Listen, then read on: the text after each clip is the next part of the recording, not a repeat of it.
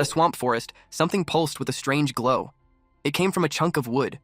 Inside that wood was an organism.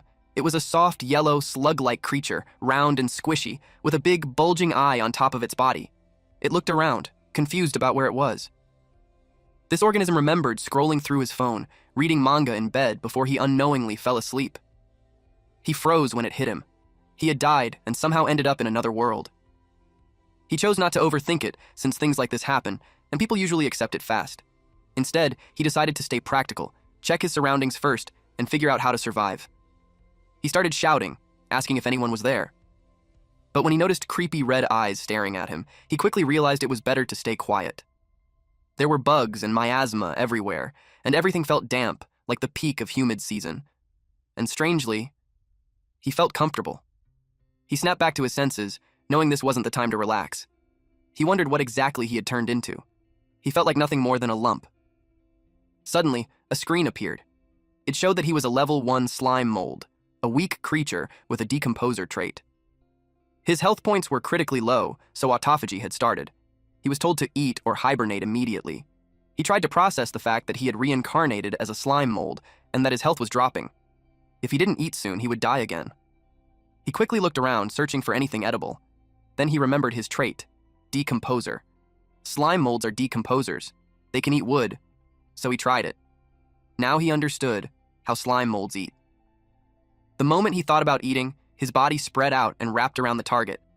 The taste was surprisingly okay, like a soggy biscuit. After 15 minutes, he had already eaten a noticeable chunk of the tree, and he was full. A notification appeared saying he gained enough experience to level up. He reached level 2, and his health became full, 35 over 35. Another notice said he wouldn't gain experience from dead wood for 1 hour. He also gained 1 skill enhancement point. The available skills were Decompose at level 6 and Pulsation at level 2. He understood Decompose, but he had no idea what Pulsation was. Still, he chose to upgrade it just to see what would happen. It became level 3 and activated immediately. He learned that it allowed the protoplasm inside him to flow back and forth, creating movement. It felt almost magical. The moment it activated, the knowledge just appeared in his mind, even though he didn't think he had a brain anymore. Since eating wood wouldn't give him experience for a while, he decided to explore. To him, it felt almost magical that he could change his body shape whenever he wanted. He spotted a mushroom nearby. If a human ate something random like that, they'd probably end up in a coffin. But as a slime mold, he could somehow tell this mushroom was a delicacy. He slowly found the shortest path and began to scoot over. Even though slime molds move slowly, scientists discovered through maze experiments that no matter how complex the maze is, they can always find the fastest path. Even more insane, one experiment recreated the Tokyo subway system, something human engineers took 10 years to design, and the slime mold figured out a more efficient route in just 26 hours. He kept crawling toward the mushroom, and eventually, he reached it and wrapped his body around it. Now, it was time to eat. To him, this moment felt like finally meeting someone face to face after a long online relationship. The mushroom appeared as a woman asking if he was tough guy bang bang. He confidently said yes. She turned to face him, and he instantly realized she was toxic, and he had been scammed. In short, the system alerted the slime mold that toxins had invaded his body. Nutrients were being drained rapidly, and he was ordered to detox immediately. He had been poisoned. So he quickly pulled himself away. The system reported that decomposition failed. No experience was gained. The toxins were removed, and the poison status was cleared. However, he lost body mass, and his health dropped to 17 over 17. That scared him badly. Luckily, he realized he could cut off a part of himself to survive, and it seemed like he still managed to decompose a small part of it. He decided to leave it alone for now. He told it to wait until the general slime returns to camp and comes back stronger. He positioned himself back onto the dent in the chunk of wood, and after 15 minutes, he carved an even deeper dent into the wood. He was full. The system notified him that within the time limit, decomposing dead wood gives no experience. His condition returned to optimal at 35 over 35. He felt relieved to finally be back at full health. He crawled away from the tree. His plan was simple. Decompose a little, retreat before getting poisoned, return to heal using wood, and repeat the cycle. He called it Project Move Mountain. As long as he had enough time, he believed he could take it down. This encounter played out again, like those online lovers finally meeting in person. The mushroom woman told him to give up already since this was the 8th time. But this time, she was in cuffs and taken under arrest.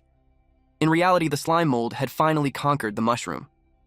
Decomposition was successful, and he gained experience. He also obtained poison resistance level 1. Now it made sense why he lasted longer and became more tolerant with each attempt. But to his surprise, he still didn't level up. He thought breaking down a mushroom would give a lot of experience, but it didn't matter. In a damp place like this, one thing was everywhere: mushrooms. The system notified him that the decomposition was successful, and he gained experience points from it. He leveled up to level 3. He also gained 0.5 skill enhancement points. He saw a straw pipe mushroom, which was safe and non-toxic. Decomposition was successful again, and that earned him enough points to upgrade to level 4. His poison resistance also increased to level 2, and he earned 0.5 skill enhancement points. He saw a monk's cap mushroom, highly toxic, but it gives a lot of experience points even if it was spicy. He also gobbled up a lot more mushrooms. He reached level 5 and gained 0.4 skill enhancement points. He was notified that decomposing mushrooms within 24 hours would no longer give experience points. His health points were full at 79 out of 79. Since he was full and had reached the limit, it was time for him to pack the rest of the mushrooms.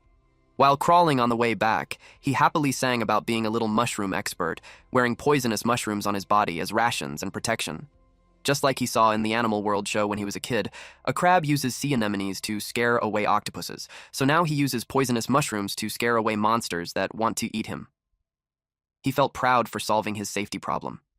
Everything was going well until he saw something. Those bees were carrying a chunk of meat. He became cautious and hoped the poisonous mushrooms would scare them away. He tried his best to blend into the background. Unexpectedly, a tongue wrapped around a giant bee's body, and it got pulled straight into a frog's mouth. The slime mold was startled when he saw it happen. The giant bees surrounded the frog. He watched them fight while doing his best to stay hidden. The giant bees moved in on the frog, and stung and bit it. Although a single giant bee wasn't stronger than the frog, the swarm made up for it with numbers. He thought about picking up scraps from the fight. Logically, decomposing monster corpses should give much more experience than dead wood and mushrooms. The giant bees worked together against the frog. Eventually, the frog counterattacked with an empowered tongue. Using its long tongue, the frog slapped all the giant bees away, and then it gathered them into its mouth. The slime mold kept watching. Suddenly, a shadow hovered above the frog. Before it could even react, a snake-like creature had already eaten it. Blood splattered. This creature was a bird with a snake as its tail, and it noticed the slime mold. With nothing else he could do, he simply offered himself to it. It stared at him intently, and then it looked at the sky. Then it jumped away. The wind caused damage to the slime mold, reducing his health points by 30. But after that, everything went quiet. The night grew deeper. The slime mold settled on a chunk of wood. He made a hole and entered it, then covered the hole with mushrooms. He trembled as he realized he was at the bottom of the food chain. But luckily, because he was at the bottom, the gap between food chain levels was too wide, so he didn't end up on that monster's menu. At this point, the slime mold was already at level 5. His title was Weak Creature, and his trait was Decomposer. His health points were at 79 out of 79, and he had 13 remaining skill points.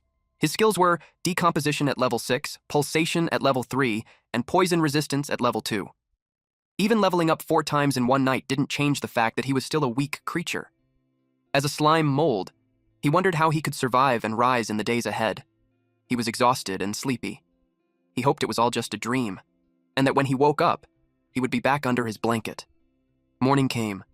The mushrooms he used as cover started to melt from the acid. The acid dropped on him, causing him to lose some health points. He woke up from the pain and burst upward. The system notified him that he had gained a new skill called Burst, level 1. It stimulates the cytoplasm in his body to flow in one direction instantly, creating a powerful thrust. He can use it once every 5 minutes. The mushrooms scattered as he suddenly shot upward.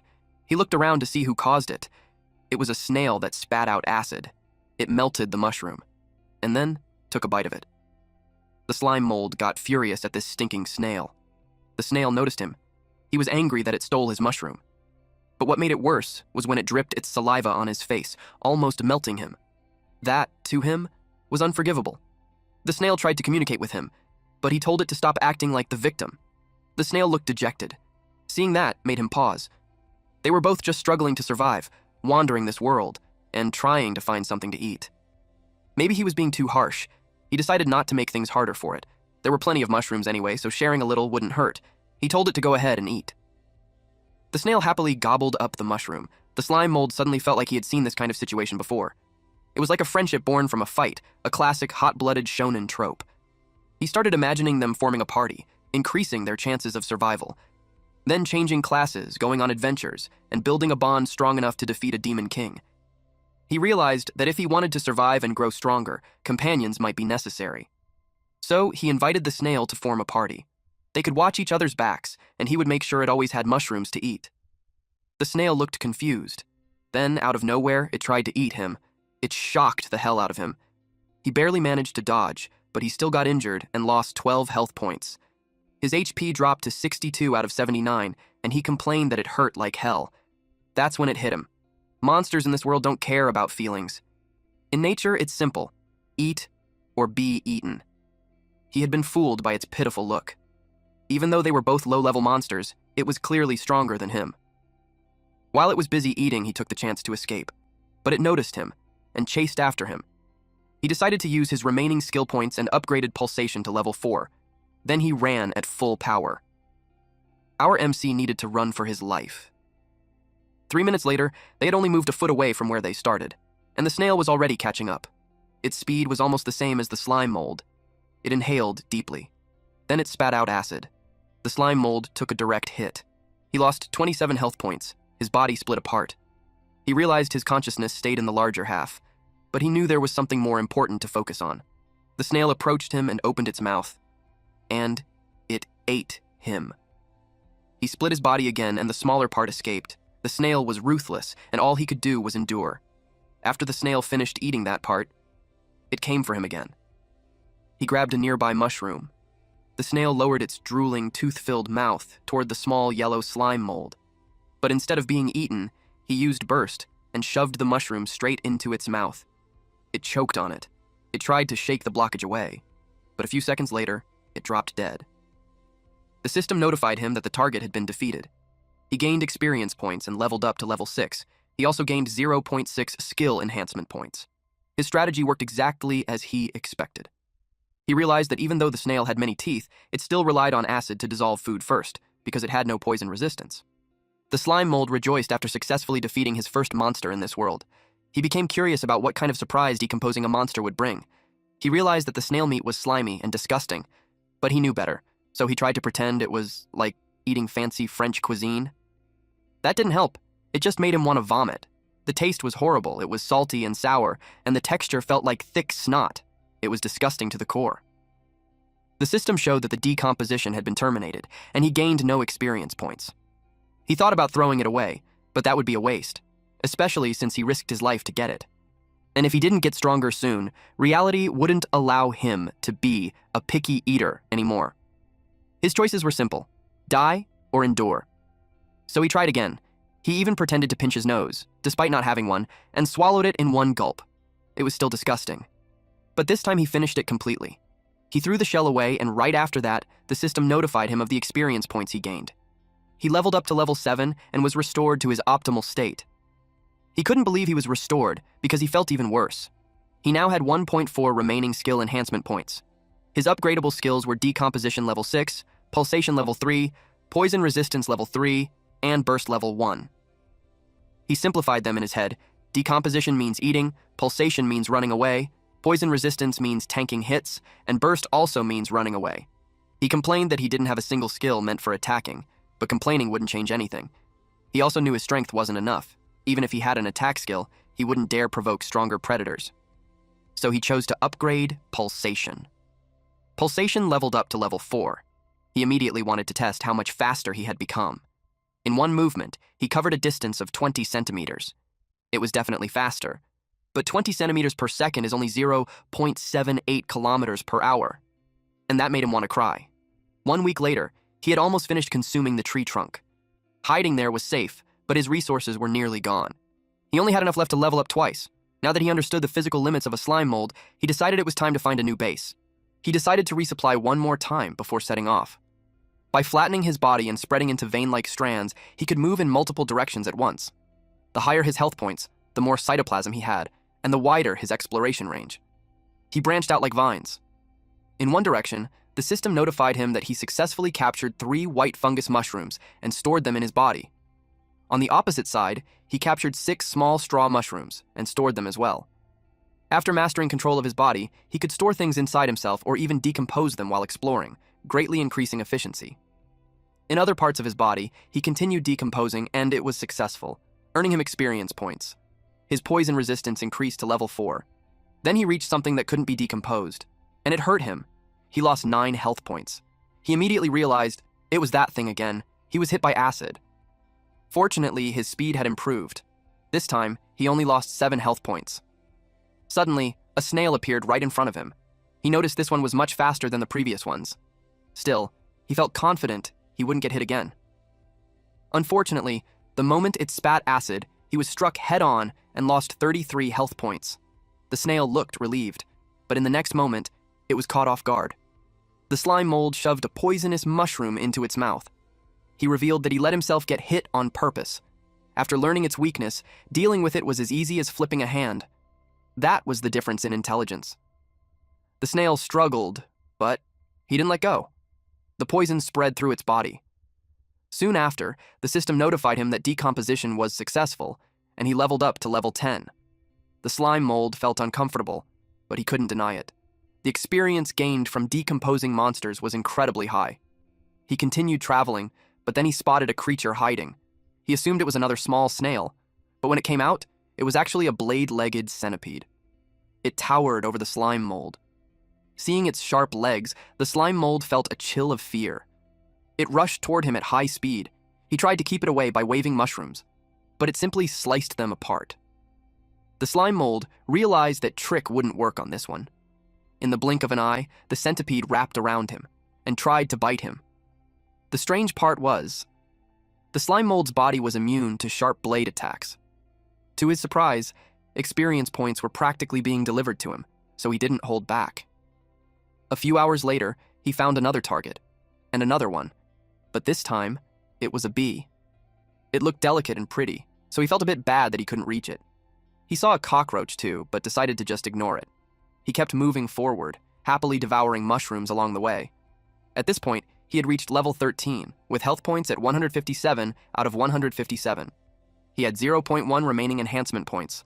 His skills were Decomposition level 6, Pulsation level 8, Poison Resistance level 4, and Burst level 1. He realized that eating meat made a big difference. The leveling speed was much faster. He started to think that being a slime mold wasn't so bad after all, and suddenly, he felt like he could do it again.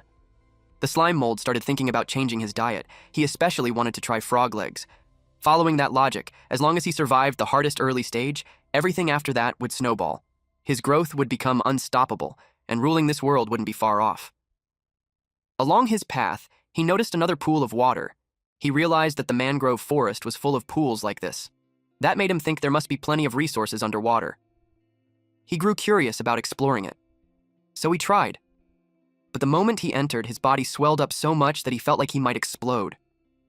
The slime mold reacts to its surroundings. When it loses water, it shrinks. When it absorbs water, it swells. Like a red blood cell placed in fresh water, it expands uncontrollably, reminding him how fragile a single-celled life form really is. He quickly gave up on exploring underwater for now. Suddenly, something rose from the water. He froze when he saw a crab. The crab stayed low in the water, its eyes twitching as bubbles came out of its mouth. The slime mold immediately started thinking about how tasty it would be. Those thick, juicy claws. The rich crab roe. Finally real food after eating bugs for so long, he even tried inviting it to come closer. The crab moved onto a rock in the middle of the pool. It stayed cautious. He realized the crab wasn't falling for his tricks. So he decided not to waste more time. Jumping into the water just for a bite wasn't worth the risk. He thought of another method, maybe dissolving poisonous mushrooms into liquid and pouring it into the water. But suddenly, the crab attacked. It fired a barrage of bubbles. The attack hit him directly. It pierced through his body. The slime mold went pale as he saw the hole left by the water blast. Before he could react, the crab fired again. He rushed away and hid behind a tree. He realized that this creature's water attack could actually hurt him. Its strength was clearly on a different level compared to the bugs he fought before. If he stepped out, he'd become an instant target. So he waited. This would turn into a battle of patience. After a while, the crab went back into the water. He peeked out and thought it had given up, But then, to his surprise, it climbed onto the shore. It moved fast and rushed straight toward him. He panicked. The moment he realized it truly intended to eat him, he hurried and climbed up the tree. He was left speechless when he suddenly became the prey. After climbing the tree to create some distance, he thought of circling around the trunk so the crab wouldn't be able to hit him with its water attacks. But on the tree trunk, he ran into another creature. It startled him at first, but when he realized it was just a spider, he told it to move. It didn't. He started getting annoyed. He warned the spider not to be ungrateful and move aside. He even bragged that he had eaten plenty of bugs like it. The spider attacked. It used arachnid slash and cut off a part of the slime mold's body. He was shocked. He thought he was immune to blade attacks. He lost 30 health points. The spider was level 16, and its technique, Way of the Sword, was already at level 8. While he was distracted, a water attack shot toward him. It hit him, making him lose another 17 health points. Now he had the spider in front and the crab behind him. He felt incredibly unlucky. Once again, he was cornered. The crab fired a bubble barrage, its water gun. The slime mold quickly deformed his body, causing the attack to hit the spider instead. The spider lost a limb. It froze for a second. Then it got furious and turned on the crab. It fired arachnid silk shot, followed by another arachnid slash. But the crab blocked it with its crustacean carapace skill. Then it counterattacked with crustacean clamp, while the spider responded with arachnid silk control. The crab was immobilized. The slime mold's plan worked. He shifted the aggro, letting the tiger swallow the wolf. The crab struggled to break free. The spider aimed for its eyes. But at the last second, the crab shoved it away. The impact was strong enough to make the spider's limbs tremble. Then the crab kept attacking the spider. The spider created distance. Then it wrapped the crab's claw in its web. It circled around the crab while continuously using arachnid silk control. The crab was fully immobilized, and the spider looked proud of its work. The slime mold didn't expect the spider to turn things around like that. But then, the spider noticed something strange. The bubbles coming from the crab's mouth started moving. A surge of water burst out. The crab went into a frenzy. It spun wildly while firing water blasts in all directions. And it sliced through the spider's body. The attacks were everywhere. Its survival instincts had kicked in. Even the slime mold almost got hit. Eventually, the water barrage stopped. The spider in front of it had been cut into pieces. The slime mold carefully peeked to check if the attack had ended. Then he slowly moved closer. He noticed that the crab had weakened after that outburst. Now he had to finish it. But how? If he covered its mouth, he'd risk getting eaten. If he used poisonous mushrooms, he wouldn't be able to force them in once the crab shut its mouth. And if he waited too long, it might recover and become even harder to deal with. Then he noticed a rock nearby. He tried to store it in his body, but the system notified him that he didn't have enough space. He remembered that his internal storage depended on his health points. Since he had lost a lot of his body earlier, and the rock was huge, it didn't fit. So he spat out all the mushrooms first. This time, he successfully stored the rock. The weight shocked him. It was insanely heavy. The crab turned its eyes toward him as he declared he was there to collect it. He jumped down from a branch with the rock inside his body. The crab, sensing danger, fired another water blast. It was still trying to fight. But the rock was already coming down, and it crushed the crab. Just like that, the fight ended. The winner of this three-way battle was the slime mold. He gained experience points and leveled up to level 14. He proudly declared himself the victor. Now, it was time to feast. He settled into a new tree trunk and placed both the crab and the spider inside. Then he happily dug in. First, he chewed on the crab claw. He was amazed by how delicious it tasted. Until now, he had been eating wood that tasted like moldy biscuits or slimy snails and bugs with all kinds of weird flavors. This was the first time he had tasted something truly good since his reincarnation. It almost made him cry. He realized that good food could actually heal emotional pain. At that moment, he became even more determined to survive in this world because of all the delicious food waiting ahead. Not wanting to waste anything, he ate every last bit. Later that day, he was full and satisfied. He was now level 14 with 168 out of 168 health points. He had 0.6 remaining skill enhancement points. His skills were Decomposition level 6, Pulsation level 8, Poison resistance level 4, and Burst level 1. Now that he was full and hydrated, it was time to try something new. He targeted a rock. Then he forced power through his body. He tried hard. So hard that his body started to deform. But nothing came out. He was trying to copy the crab's bubble barrage. Logically, the crab just forced water out of its body to attack. So if a crab could spray, then a slime mold should be able to do it too. His body strained from the effort. But what came out just looked like he pooped. He got frustrated that it came out from behind. He kept trying. He squeezed until his body went limp, but he still couldn't control the direction. And worse, what came out had no power at all. That made him furious. And in that moment, he accidentally activated Burst Level 1. He slammed into the rock. Then the system notified him. Burst had evolved into Cytoplasm Spray. Cytoplasm Spray Level 1 instantly mobilizes internal cytoplasm to create a powerful impulse, shooting it out of the body. He remembered that Burst used to have a 5-minute cooldown, but now it was gone. So he went into full frenzy mode and started spraying everywhere. He was thrilled that the skill had no cooldown. As he kept using it, the system notified him that he reached the required proficiency, and his skill leveled up to level 2. But at that point, he looked completely withered. He realized that the cost of using the skill was his health points. Every shot consumed his HP. His health dropped so low that autophagy was triggered. The system warned him to eat or rest as soon as possible. He slowly figured out how his abilities worked. As a slime mold, he had no magic. The cytoplasm in his body was his only combat resource. All his skills were based on the natural traits of a slime mold. That made him wonder. Did this mean he would never be able to use magic? That thought disappointed him. Right now, his only path was to keep decomposing and absorbing things. Growing his body properly, that was the true path forward. Then, a strange idea crossed his mind. If eating things helps him grow, what would happen if he ate himself? He found a chunk of his body that had been cut off earlier. He didn't expect it to be that big. He decided to test if he could absorb it back. The moment he did, strange memories flooded his mind, even though he didn't have a brain. The memory started from when that piece fell off, while he was on the tree branch. Then that separated chunk received system notifications. It was experiencing a split body state and was recovering health points on its own. Later, it was notified that its current health was full, and its maximum health had increased by 30. The slime mold realized that even though the separated parts of his body had no real consciousness, they could still perform decomposition on their own.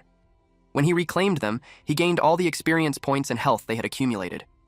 He was pleased to discover this little bug. He came up with a plan to split his body into multiple parts, send them out to work, and then reclaim them later. One mouth would become many. His leveling speed would increase drastically. He used division to cut off a piece of himself. One thing he noticed was that whether it was the main body or a split part, if health points dropped below 30, it would enter autophagy. Right now, his max health was 198. As long as there was enough food, he could create as many split bodies as he wanted. A chunk of him pierced through his center before separating from the main body. He was surprised that his idea actually worked. He couldn't help but grin. This felt like learning a shadow clone technique straight out of an anime. So, he made more. One chunk was assigned to a withered log. 2 others were sent to handle nearby mushrooms. The slime mold was now level 14, with 198 out of 198 health points. He had 0.6 remaining skill points. His skills were Decomposition level 6, Pulsation level 8, Poison Resistance level 4, and Cytoplasm Spray level 2. Now that his clones were set, he decided to finish decomposing the remaining spider meat to restore himself to peak condition. After all, when hunting, safety comes first. As he became more familiar with his slime mold body, he realized just how much stronger he had become. He was immune to normal piercing and slashing attacks. Even against stronger slashes, he could simply reconnect his body, making him effectively immune. At this point, even powerful physical attacks could barely threaten him. The only thing he was worried about was magic. But so far, he hadn't encountered any. Maybe his current area was too small. Or maybe this world was just another version of the animal kingdom.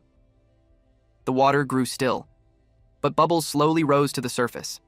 2 chunks of slime mold floated there, gently wobbling, as something beneath the water began to stir. Suddenly, a claw gripped the slime mold. Apparently, there were crabs in that pool of water. They crawled out, carrying chunks of slime mold, and they followed the slime trail. Until they noticed something. The slime mold pushed a tree, and it fell on them. Just like that, he caught 6 demon crabs. That boosted him to level 15. He finished decomposing them and restored himself to peak condition. He targeted the rock again, and used a plasmodial barrage. In his mind, he looked like a lone gunslinger, cloaked in dark robes, calmly aiming a massive weapon. He sprayed the rock, and reached the needed proficiency. His cytoplasm rose to level 6. After 2 days, he entered an autophagy state. This came from training, improving his power and accuracy. His limit at full stats was 30 shots. He started thinking of a way to get even stronger. He took a mushroom and a stone to add some spice to the move. He wrapped poisonous mushrooms and fired them, letting him poison targets from a distance. By the same logic, if he wraps stones and shoots them, he can boost physical damage. He tested it on his practice target and it worked. Confidence surged through him. The slime mold narrowed its eye, now fully convinced of its own genius. Suddenly, he heard a sound from the tree hollow. At first, he thought it was a bird, but the creatures glowed like fireflies. He climbed the tree. His curiosity took over. When he reached the hollow, he was surprised to see a glowing bird. It was exactly what he imagined earlier. He quickly backed away after seeing a monster that could use magic. He retreated as fast as he could. The bird watched him, and then it used symbiotic scrying. The bird shared its vision with a pink-haired human. She was with a team of adventurers. The blonde, middle-aged man asked if she found anything. She said no, but mentioned spotting a slightly strange little monster. The magician in the party found it strange that they hadn't encountered a single high-level monster on the road. The pink-haired girl rode a beast that looked like a bear, which she called Little Steelback. She ordered it to sniff carefully and guide them to the way out. Their magic communication couldn't reach the guildmaster, as if everything had been cut off. Meanwhile, the slime mold sensed that the beast had noticed him, so he ran as fast as he could. He knew he couldn't mess with that thing, but he had no idea where to go. He thought about crossing the river and hiding there to stay safe, but he didn't know how to get across. He applied the momentum theorem, and while midair, he activated Plasmodial Barrage. He flopped onto the other side, losing 80 health points. He kept running as fast as he could. When he was far enough and completely exhausted, he finally stopped. The encounter scared him badly. He decided to eat a branch to recover his energy. Even though he was strong against low-level monsters, facing something just one rank higher could kill him instantly. Suddenly, he felt an ominous presence. He panicked, thinking something had chased him there. The pressure felt even worse than that snake crane monster. He wondered if it was the owl, but then he realized it wasn't the owl. A long, severed body part lay on the ground, its surface covered in thick, overlapping ridges. The end was scorched and still burning, heat rising as it twitched faintly among the broken wood. It had crushed the surrounding trees. He froze when he saw it. It was a finger. He immediately thought of it as a golden finger. His instincts told him that if he decomposed and absorbed that high-level magic beast's finger, he could bridge several gaps in strength instantly. He might even evolve because of it. He moved closer to it. Once on top of it, he began dissolution. His body spread out, and it got to work. However, the system notified him that decomposition failed because the skill level was too low or the target's level gap was too large. It triggered inviolability, and his cells suffered backlash. He continuously lost health points. So he activated autotomy, splitting his body and propelling himself away from that part. He landed on a nearby branch and started eating it. He was annoyed at what just happened. If he had known, he would have used all his enhancement points there first. A top-tier material was right in front of him, yet he couldn't decompose it. The feeling was like a eunuch visiting a brothel. The target was also too big. His internal slime mold space couldn't hold it, so he couldn't take it even if he wanted to. He kept thinking about what to do. He considered leveling up first, maxing out decomposition, then coming back later. He felt a tremor and thought it was an earthquake. The ground beneath him started to crack. Suddenly, it opened up, making the finger and nearby trees fall in. He immediately used Plasmodial Barrage to escape. He landed on another tree, but it was also affected. He knew he couldn't fully get away. After swallowing several trees, the ground began to close. Fortunately, it stopped. If not, he would have fallen in since he was so close. That experience made him tear up as he admitted how scary the outside world was. The farther he went, the more insignificant he felt. He realized he couldn't be arrogant anymore. His only path now was to stay hidden, decompose, and farm. Little did he know, underground there were eggs and hidden treasures. The finger fell much deeper. It was surrounded by sharp spikes like it was inside a mouth. Then a violent impact tore through it. The slime mold's location was quite far from the owl, and it was also some distance from the golden finger. He made a temporary base there and decided to wait until tomorrow before going back to reclaim his split bodies. He used dissolution to create a hole in the tree trunk. He made the entrance smaller, then expanded the space inside. That way, slightly larger monsters wouldn't be able to get in. This marked the start of his construction. He dissolved the inside of the trunk to make more space. After clearing it out, he placed a luminous mushroom. Then he settled onto a self-made sofa. He looked comfortable in his new place. His temporary base had a well-thought-out design. It was split into two sections. The upper chamber was his main resting area, while the lower one was larger but blocked off with poisonous mushrooms, connected only by a narrow passage. He grabbed a stick and started eating. From that moment on, he was a mold with a home. It made him feel safe.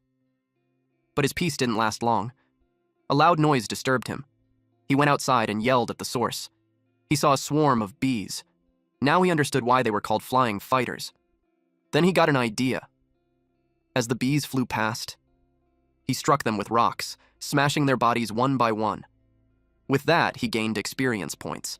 Because of what he did, all the bees turned toward him. He quickly hid inside. The bees followed him in. He let out a deep sigh. The bees that tried to sting him got stuck in his body, leading to their defeat and giving him more experience points. He turned into something like a lump of sticky insect glue. He released 2 bees. They flew back to their nest. The slime mold followed them. He found their hive. He noticed more bees gathering nearby. Suddenly, many of them appeared. They all charged at him. He welcomed them, knowing their attacks couldn't hurt him. To him, more enemies just meant more gains. Soon he was surrounded. The temperature around him rose sharply, and his cells began to undergo apoptosis. The slime mold was surprised they could do that. He counterattacked with a plasmodial barrage, wiping out many bees at once. One large bee raised a beeswax shield, and he was pushed back. He realized that the bees near the hive were much stronger than the ones outside. Then, the bees pulled out their stingers and used them like wands. A small magic circle formed to summon more of their swarm. The slime mold realized this was an evolved form, from a worker bee to a guard, and now, a bee mage. The bee looked fierce. It charged at him. Our boy then fired a plasmodial barrage and sprayed in all directions. Several bees were wiped out instantly, but there were too many in the swarm, and every attack consumed cytoplasm. His health points kept dropping. Luckily, he was firmly attached to a large tree. By shapeshifting and slipping into the trunk to decompose it, he could keep resupplying. His health points began to recover. More bees with beeswax shields appeared. He used a stone to strengthen his attack, but there was only one stone left in his space. He kept striking the shield. Some bees tried to sneak behind him. He found it funny that they delivered themselves right to him. They got stuck in his body. He acted like he had no choice but to accept them. He gained 4 bee spears and 1 bee stinger. Now, his space was almost full. He threw a stinger coated in slime, and it pierced through the bee's shield and hit directly. The bee mage finally made its move. It formed another magic circle. The slime mold noticed the others starting to retreat now that they understood how strong he was. The bee mage continued to wave its wand. The bee mage created a golden orb. The slime mold thought it was honey and wanted to taste it, but it was a spark ember, a basic form of magic. The bee mage moved its wand, directing the ember toward the slime mold. He was caught off guard. He lost 70 health points. More fireballs followed. This was a strong counter against him, especially with the splash effect. Now that he understood he couldn't win, he decided to run. He scurried away as explosions went off behind him. He fired back with a plasmodial barrage. The bees saw it coming, and a bee warrior stepped in front to shield the mage. The bee mage kept launching fireballs while staying protected. Our MC then noticed it could even buff itself, which felt completely unfair. He ran faster, starting to panic. The bee mage summoned another swarm. This time, it called self-destruct bees. They rushed straight at him. When one hit the tree trunk, it burned a hole through it. Then came a chain of explosions. The slime mold was blasted away. He landed on a branch. The bee mage kept watching him. He tried to stabilize himself, but the branch snapped. He began to fall as the bees closed in around him. Meanwhile, the bee mage prepared a larger fireball. When it was ready, it launched it toward him. Now, aside from being surrounded by self-destructing bees, a massive fireball was also chasing him. It felt like the sun itself was falling on him. The explosion was so huge that it even caught the attention of those near the lake. Smoke covered the area. Trees were burned. The bee mage ordered the bee warriors to stay on guard. Suddenly, it sensed something. The slime mold launched a sneak attack on the nest. The bees rushed toward him, but he told them they were too late. Most of their forces were outside, and the few left couldn't stop him. From the very beginning, while burrowing into the tree trunk to decompose and recover, he had also been quietly extending his body, creating a hidden passage to the nest. Then, when he was forced behind the trunk, He used most of his health to create a split body to distract them. As expected, they focused all their attacks on the split body, giving him the chance to slip through the passage into the nest. He dove inside and spread his body like branches to search. It covered a wide area. The first chamber he checked was wrong. The next one was also a dead end. He got excited when he found where they stored honey, but it wasn't what he needed. He decided to come back for it later. He moved deeper through the trunk and finally found what he was looking for. It was the queen bee. The bees rushed toward him. They were furious and terrified. Our MC grabbed the queen as a hostage. The queen struggled in anger but couldn't do anything under his grip. The bee mage let out a loud buzz, giving commands to the others. The bee warriors raised their shields. The slime mold realized there was no room for negotiation. Without hesitation, he smashed the queen's head with a rock. The bees fell into despair. They lost their strength and dropped. The queen bee was like the core of the swarm. Once she died, the entire colony collapsed and broke apart. At first, he thought about negotiating, but it seemed that low-level monsters only followed instinct. He gained several levels, reaching level 17. The system notified him that his experience points had reached the level-up requirement. Decomposing bee waste within 24 hours would no longer grant experience points. Health points exceeding the maximum would be cleared after an hour. The slime mold had now reached level 21. His achievement was Weak Creature, and his trait was Decomposer. His health points were at 918 out of 802. He had 0.3 remaining skill enhancement points. His decomposition was level 7. Pulsation was maxed. Poison resistance was level 7. Cytoplasm spray was level 6, and central command was level 2. Decomposition didn't just boost his poison resistance. He also gained a new skill called central command. However, when he tried adding a skill point to it, nothing happened. He wondered if it was because he didn't have any subordinates to control. The system informed him that decomposition level 7 was a racial skill, meaning it could only be increased through proficiency. He originally planned to max it out for scavenging, but he didn't expect that racial skills couldn't be upgraded with points. Instead, he would have to focus on maxing pulsation first. Fortunately, the rewards this time were plentiful. As his health points increased, the internal slime mold space expanded as well, and the honey was also a valuable resource. If he absorbed the honey, each one would grant him 400 health points. Aside from that, he still had a few stones stored inside. He looked at the bee corpses scattered on the ground. He felt confused. Even without a heart, he still had mixed emotions. Ever since he turned the tables on that snail, he had stepped onto the path of a predator. He started with bugs, then spiders, then even crabs. Now, looking at the bees, his mind drifted. He imagined a young crab waiting for his father to come home early and play with him. But that child would soon learn the truth. The father called the mother, saying he had to entertain clients and couldn't come home to play. The mother told their child to understand, saying his father was working hard for the family. It was almost midnight. The mother crab started to worry. It was late, and there was still no call. She wondered if he had passed out drunk on the way home. She decided to go out with her son to look for him. The child happily sang as they searched. His mother told him to keep his voice down so they wouldn't disturb the neighbors. Then they saw a staggering crab in the distance. The child thought it was his father. He called out again and again, but there was no response. He shouted that his father was going the wrong way. The mother assumed he was just too drunk and told her son to go help him, so the young crab ran toward his father. But when he got close, he saw the truth. His father was being eaten by a slime mold. It was gruesome. The child let out a scream. The slime mold was terrified that he had become the villain. It was just a dream. When he woke up, he realized it was already night. He figured he had been overthinking. His mind was still human, so he felt guilt. But now that he was in another world as a slime mold, he had no control over that. If he wasn't the hunter, then he would be the prey. The weak were food for the strong. It was survival of the fittest, the law of nature. If he wanted to survive in this world, hunting and decomposition were his only options. Material conditions shape everything. First, he needed to solve survival. He decided to go reclaim the split body he had left earlier. He wondered what it might have gathered. He started moving. Unexpectedly, he saw a faint glow in the forest. It was a campfire. He froze. Then curiosity took over, and he moved closer to check. Around the fire, a man lay on a blanket reading a book. He asked a woman named Nia if she wasn't scared of getting poked while leaning on that spiky pig. The slime mold couldn't believe it. They were actually humans. She said she wasn't scared. When relaxed, little Steelback's bristles became soft. She thanked the beast for its hard work and said they would rely on it again tomorrow. Nia Ross was from the 100 Style Guild, a C-rank adventurer. Another man, Rake Carter, also known as Captain Hawk from the same guild and a B-rank adventurer, said they originally planned to search for the guild master, but instead, they got lost. As captain, he took responsibility and apologized. The man reading the book was Cole Fern, also from the 100 Style Guild and a B rank. He said magical communication was cut off, there were no signs of high-level magic beasts, and even the forest had turned into a maze. No one could have predicted so many strange things happening, so there was no need to blame himself.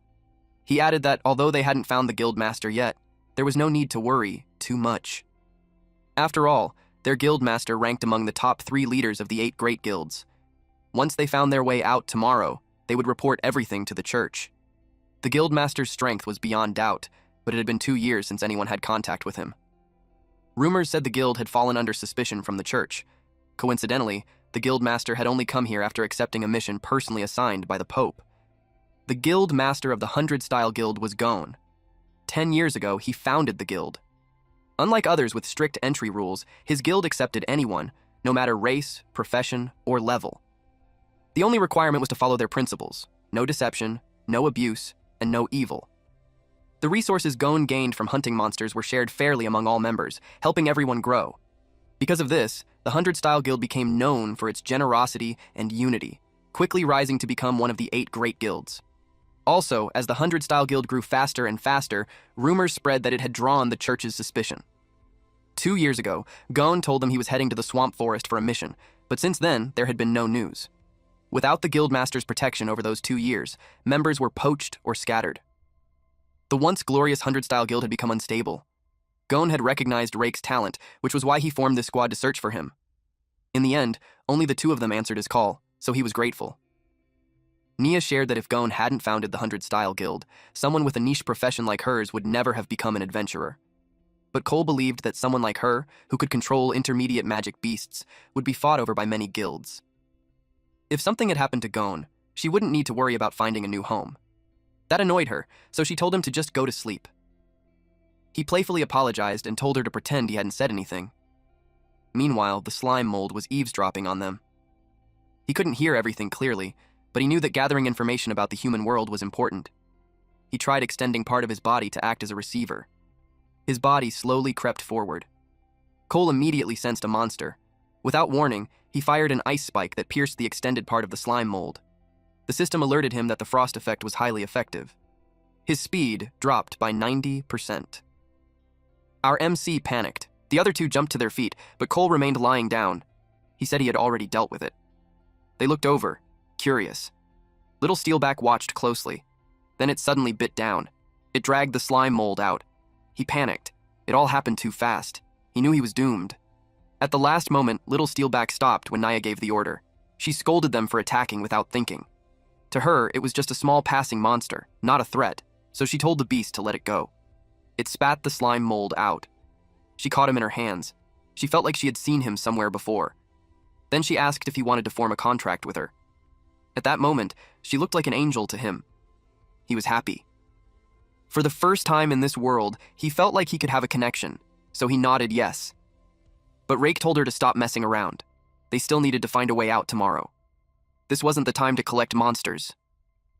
He also said she shouldn't waste mana on a low-level creature like a slime. The slime mold tried to correct him. He wasn't a slime. He was a slime mold. Nia had no choice but to let him go, though she looked disappointed. The slime mold realized they couldn't hear him speak. He quickly thought of a way to communicate. He stretched part of his body. It looked like tentacles. The adventurers became curious, but also cautious. He tried to spell out yes to show he was intelligent, but Rake thought he was just secreting waste. He even found it interesting since it was a rare sight. Nia, on the other hand, didn't know how to react. The slime mold was horrified when he realized something. These people didn't speak his language. He slowly backed away, feeling defeated. He gave up trying to communicate. If he pushed it further, they might see him as a strange monster and kill him. Still, at least he confirmed one thing. There were humans in this world. There was just a language barrier. The slime mold crossed the swamp and returned to where he had been before. This time, he hoped he wouldn't run into the owl again. Suddenly, the nucleus command activated. It started giving off a steady beeping signal. With it, his perception sharpened, and he immediately located his body. He could see it clearly. He sensed the position of his split body, finally understanding the effect of nucleus command. He didn't waste a second and moved right away. As he got closer, the signal grew stronger. He was impressed by what he saw. His split body had grown massive. He wondered how much it had decomposed. He used reclamation, and it worked. He gained a huge amount of experience points, and his health points exceeded the maximum again. He moved on, and reclaimed another one. It succeeded, giving him more experience and pushing his health past the limit again. His poison resistance also rose to level 8. He kept reclaiming, reaching level 22. He moved to the next location, but the signal grew weak. He looked around, searching for his experience pack. He found it among some mushrooms, but a snail was eating it. He attacked instantly and blew its head off. His body trembled. He felt bad for his poor little piece. Luckily, Dad was here to pick it up. He moved toward it, but suddenly a tongue shot out from the mushroom pile and grabbed the split body. It was eaten by a frog. He snapped. Anger hit him hard. He felt despair as his baby was devoured. He swore the frog would pay. He fired a plasmodial barrage. The frog noticed him, but it was too late. The attack hit its face. He wanted it to choke on it. Problem solved, or so he thought. For a moment, he even felt like he could go challenge that snake-tailed bird. But then, our MC realized something was wrong. The frog caught the rock with its tongue, and then it jumped away. It slipped back into the water. But the slime mold wasn't about to let it escape. He waited, and the moment the frog peeked out, he blasted it with slime-coated rocks. The frog instantly dove back underwater. The rocks sank into the pond. He grew annoyed. If it stayed underwater, he couldn't do anything. Suddenly, it leaped out again. He realized something. Frogs were amphibians. They had to come up for air. This time, he would make sure it died. The frog launched itself with full force. The skill was called Power Release. It tried to swallow him whole, but at the last second, he dodged. The frog slammed into a rock instead. While it was still mid-air, he countered with a plasmodial barrage. The attack struck its head. Then he extended part of his body and latched onto a branch like Spider-Man. He landed safely on the trunk. He noticed the frog wasn't retreating. Instead, it was trying to lure him toward the pond, where it had the advantage. After the hive battle, he had gotten a bit cocky. Now he realized something. Out here, you never really knew who was the hunter and who was the prey. He reminded himself to stay humble. The frog had lost its right eye from the attack. It became furious. It leaped toward him as he dangled from the branch. He had already used up all his stones. He followed his instinct and attacked first, but to his surprise, the frog ate what he fired. That caught him off guard. The frog climbed up the tree and shot out its tongue. It latched onto him. He was pulled toward it, but he held tightly onto the branch. Unfortunately, the branch snapped. He panicked. He was about to be eaten. In a desperate attempt to escape, he twisted the part of his body gripping the branch and stabbed straight into the frog's mouth. The frog dropped. It bled heavily as it fell back into the water. That was too close. The corpse slowly sank and eventually disappeared. He felt a bit disappointed.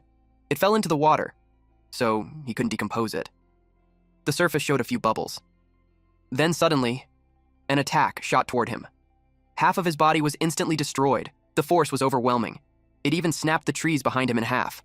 The frog emerged again and swallowed him. Its appearance had changed. The attack it used was called Sanctified Fall. Slime Mold's expression was basically, "What the hell?"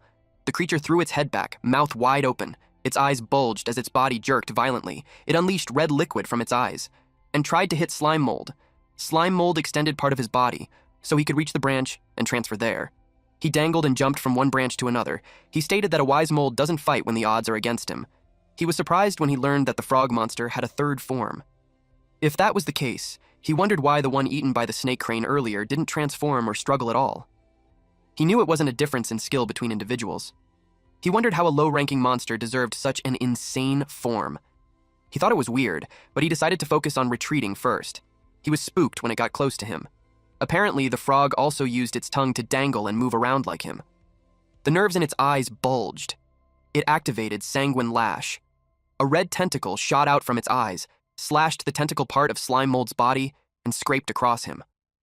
Instantly, he lost 199 health points. The system alerted him that a foreign object had invaded his cells. Decomposition started. He was shocked to learn that the blood was toxic, and even poison resistance couldn't stop it. The frog attacked with a tongue lash. It got stuck to him, and he got smashed to the floor. But he didn't panic since physical attacks don't do damage to him. unexpectedly, he fell into the water. The frog lunged forward with its mouth wide open, ready to swallow slime mold. It clamped down on the slime mold. It was peaceful for a second until the frog suddenly realized slime mold was creeping out of its mouth. Slime mold slowly made his way out of the mouth. He was constantly losing health points from the acid inside its mouth. Before he got digested, he needed to eject his main body, but just prying its mouth open used up all his strength. He couldn't split. The frog shoved him back inside its mouth. He had no choice left.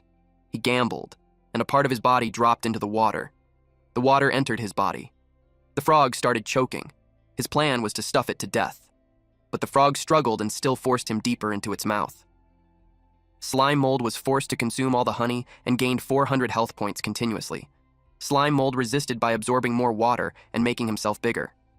Eventually, the frog exploded, and slime mold was free. The system notified him that he defeated the trash and earned experience points. Decomposition of the foreign object was successful, and he now obtained an antibody. He was dumbfounded, though. He had become huge. He obtained osmotic pressure. Regulation at max. His health points were at 11,870 over 924. The excess health points would be cleared in an hour. The water kept flowing in. Because his body size increased, he had enough cell fluid to regulate the changes in osmotic pressure. It was such an unexpected gain, but he didn't like that his 10,000 plus health points were going to disappear soon.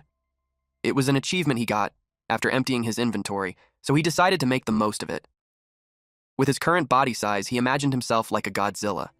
He thought of a great idea, which was the game called Rolling Sticky Ball. Slime mold's decomposition was successful. He earned experience points. He moved around like that, so he kept gaining more experience points. He continued to explore the pond. Fish were running away, but they easily got stuck in his body. Even though he adapted to the osmotic pressure, the resistance while moving in water was still too much. Those fish monsters were agile, so he relied on his size advantage to catch them. But it wasn't worth it at all. So he decided to go back to shore. He moved slowly, but he eventually reached the shore. A lot of things were stuck on him like rocks. There were also leaves and other materials. He safely managed to reach the shore. Some otters that were about to eat the fish noticed him.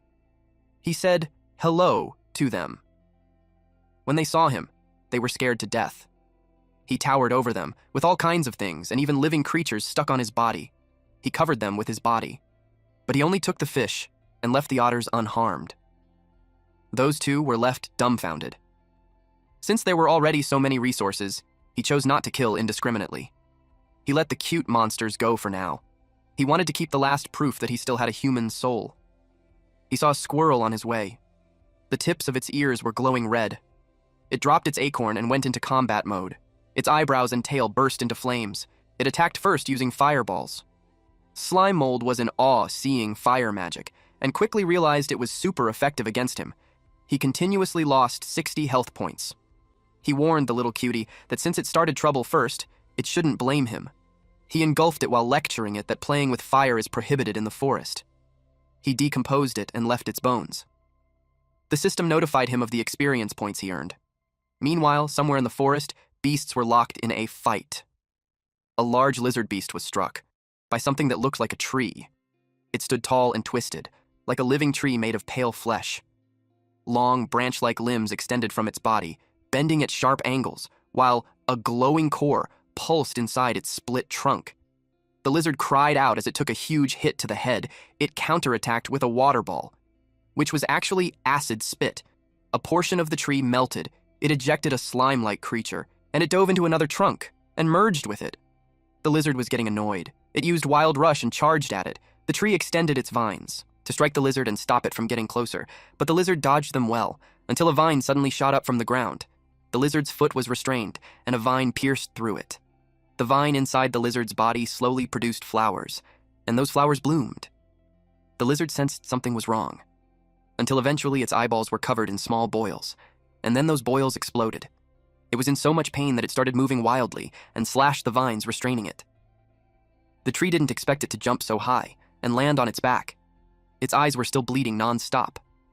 After that, it immediately stood up. Using its tongue, it activated thermal vision, so it could still sense everything around it. It pushed forward and rolled its body, causing some of the tree's branches to snap. After that, it created some distance. Then it released a water jet, which was laced with poison. The core of the tree started to disintegrate. Then the lizard let out a loud roar. Its body trembled and its veins bulged. Then it transformed. It sensed something big.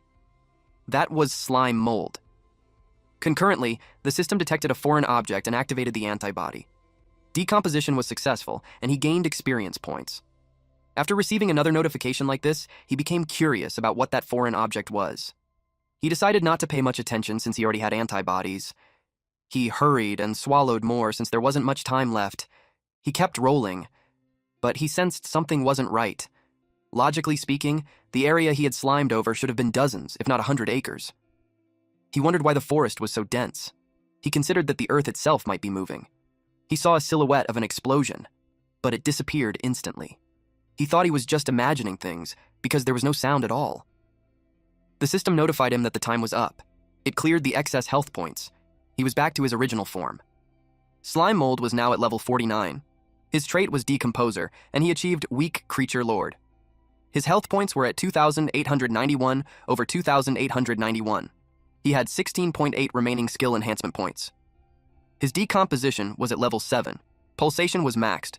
Poison resistance was at level 7. Cytoplasm spray was at level 6. And central command was at level 2.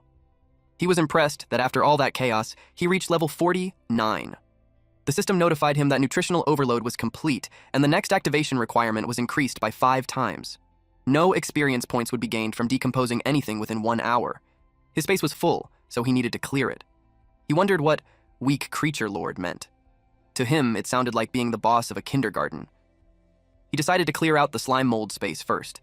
Even though it expanded, there was too much junk, and it was making him sick. His body swelled and tightened, the slime bunching into thick folds. The single eye bulged and shook as everything inside pushed upward, moments away from being expelled. He vomited out all the junk, like bones. He felt relieved once it was done. Now that he dumped everything out, he felt lighter, but since he wouldn't gain experience points for the next hour, he had no idea what to do. Suddenly, the system notified him that when he reached level 60, he could choose between class change or evolution. Just as he expected, it was the path for monsters in this world to grow stronger. He imagined slime mold magic, like mimicry. That kind of change would make both class change and evolution bring a real transformation, like animals gaining intelligence. And with that form, he could learn magic and dominate the entire world. Suddenly he heard the sound of wings flapping. Something flew past him. There were 3 bee mages. He was surprised to see all 3 together. He decided to follow them. He caught up quickly. There were large lumps connected all around the trees. He was impressed to see that the nests were linked together in patches on a massive scale. He wondered if this was the evolved version of a swarm as a collective. The bees were busy with their own roles. Until a 2-legged beast stepped on one of the nests, splitting it in half. It was a huge bird, and it started eating the eggs in the nests. Slime Mold remembered that bird. He had encountered it before, but its color was slightly different now. He still remembered how terrified he was back then, so scared that he almost lost the will to survive. Fortunately, it didn't take interest in him at the time. The bees surrounded it. They attacked, but it was ineffective. They tried targeting the snake-tail part of its body, but that was also ineffective. They covered every inch of its body, and the bird simply shook them off. The bee mages created several fireballs and rained them down on the beast. It caused a massive explosion. Slime Mold felt slightly nervous. Fortunately, he managed to hide behind a rock. The destructive power was far greater than the nest he attacked before. Their abilities had clearly gone through a qualitative leap, not just a quantitative one. The bird absorbed the fire. Its belly swelled up, and the flames were extinguished. The bee mages didn't expect that. Now, they trembled in fear. The bird went on a rampage, chasing and striking the bees while destroying the nest in the process. Its snake tail turned red. It had thermal vision. It pinpointed the location of the queen bee, and without hesitation, it devoured it. It chewed the queen bee in half along with the eggs. Slime Mold noticed that its body only turned red after absorbing flames. He also realized that killing the queen bee wiped out the entire swarm. Clearly, it wasn't a low IQ creature. With so many corpses around, he quietly collected some while staying hidden, storing them to decompose after an hour. The bird was suddenly startled when its tail froze over. Someone had used a freeze skill. It was the adventurers. They followed the magical reaction from the explosion and discovered this scene. But it was only an intermediate magic beast. Nia recognized it as a snake heron. Rake warned them not to let their guard down, because it already seemed to be at Lord level. Slime Mold saw the humans from before. It looked like they were planning to hunt the strange bird. The ice on the tail slowly melted. Eventually, the snake was able to move. The bird got annoyed at the adventurers. Rake told Cole to finish it with high-tier ice magic. He would buy him time to chant. Cole thanked him for the help. He promised to drop it in one move. The bird slashed with its talons. Rake blocked it with his shield. But it wasn't easy. His legs trembled from the force. He realized the thing was strong. After the high-level monsters disappeared, it must have feasted and evolved. He used a shield counter and shoved it away, but it threw rocks at him, followed by an attack from the snake. Nia told Little Steelback to use tackle. It slammed hard into the bird, which made the snake miss its target. That was a close call for Rake. The snake charged again, even more aggressive, while the bird looked like it was about to throw up. It vomited fire. The flames were massive. The bird used a high-tier spell called Pseudo-Dragon Breath. They had to defend, so Cole made his move. He cast a high-tier spell, Glacial Barrier, and blocked the fire. But the waves of flames kept coming until it caused a massive explosion. Slime Mold felt both scared and amazed at the same time watching that level of magic. He knew that if he were a bit bigger, he'd already be cannon fodder. The ice barrier held. Cole gave everything he had. His veins were already bulging. By the time it shattered, the fire was almost gone. But the aftermath was bad. Slime Mold was impressed by how strong it was. It made him regret not knowing magic. Cole felt frustrated because his chant was wasted. Now, he couldn't use high-tier magic for a while. Rake told Nia to have Little Steelback cover him. The pig unleashed the spines on its back. The bird covered its head. Rake unleashed his power and shot up into the sky. The bird peeked and got confused. Rake came down with his meteor hammer. He slammed it into the bird's head. The impact shattered the ground. The snake hissed loudly in pain. The bird's head was left bloodied. That settled it. It was defeated. The snake heron already had the strength of a high-level magic beast, but as expected, the captain was reliable. It made Slime Mold realize that human combat thinking combined with teamwork was better than raw strength, letting them defeat stronger enemies. He decided to find a way to cling to that human's thigh as soon as possible. Rake turned his back on the enemy and told Nia to try reading the corpse's memories and check for clues about their guildmaster. Unexpectedly, the snake rose and bit Rake on the shoulder. Then, the bloodied snake slowly regained consciousness. Cole used an ice spike on the snake. The snake part of the snake heron had petrifying venom. He told Nia to quickly give the captain a purification potion. Nia did as told. Rake chugged the bottle, but he choked. His throat had already turned to stone, so he couldn't swallow it. He dropped the potion and was completely turned to stone. Cole told her there was no time to grieve. She had to run. She hesitated. Eventually, she rode the pig and they started running. The snake heron absorbed the captain's life energy, so it would fully recover soon. They retreated at once. The bird saw them, and it was clearly out for revenge. Cole drank a potion. He admitted they had miscalculated the snake heron. It already had the power of a high-level monster lord, but as long as they could escape within a week and ask the church to send a royal priest, they could still save the captain. Suddenly, it appeared right in their path. He didn't expect it to recover so fast. He took command of the fight. The bird charged at him. Nia was terrified. She asked what they should do now. He told her not to be afraid. He already had a plan. He told her to save her magic power so they could get her out of this lousy place later. He used an intermediate spell, Ice Gatling. It struck the bird's leg, and most of its body. The bird's neck swelled up. Cole could tell it was about to cast a high-tier spell again. He told Nia to ignore everything and just run. She asked what he was planning. They had no choice. If he didn't pin it down, neither of them would escape. He thanked her for the magic potion. As the fireball rushed toward them, ice started creeping over his body. He cast a high-tier spell and sealed himself inside a glacial barrier. Nia showed a look of despair. While the ice wall blocked the fire, she forced herself to run. She was determined to escape and report the strange forest to the church. An owl suddenly flew above her. She heard it cry, "Miwu," and was surprised to see it. The magic connection had been cut earlier, so she thought it was gone. With its vision, finding the exit should have been easier. But suddenly, it turned in a different direction. It landed on a branch and activated Sanctified Fall. Its body began to glow. It locked its eyes on her. She turned pale when she saw it. At the same time, inside a sealed place, corpses of different beasts were scattered everywhere, and Gon sat at the center. The system warned him that his status had reached its time limit. Fatigue and other negative effects would no longer be hidden. Also, his mana loan had reached its limit. It began draining his stamina to repay the debt until it was fully restored. He understood that. Especially after seeing the mountain of corpses in front of him. The corpses clumped together and spoke to him. It said it could see him panting. In 2 years, he killed all the high-level magic beasts in the swamp forest until none were left. That monster had died by his hands countless times. It asked if he had finally used up all his assets.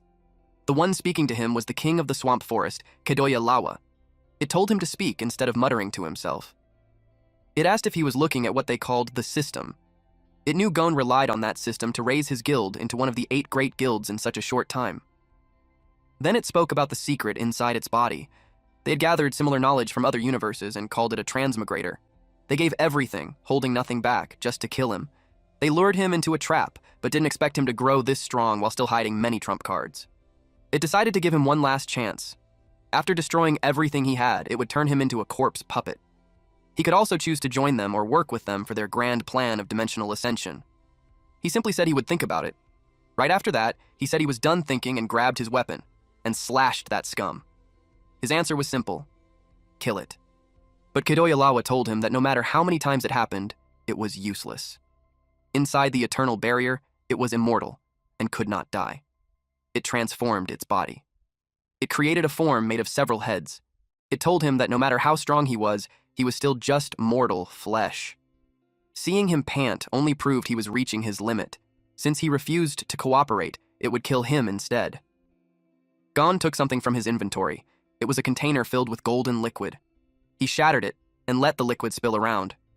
This was called true holy water. Yahello asked what it was. The liquid spread, and its presence disturbed it. Then it began to rain true holy water. This liquid could burn the soul. Even if it couldn't gain physical immortality, it meant nothing against this. It was a shame he had to use it. He had been saving it for the mastermind behind everything. Yahello cursed him. It demanded to know where he found such holy water. It kept cursing until its body finally faded away.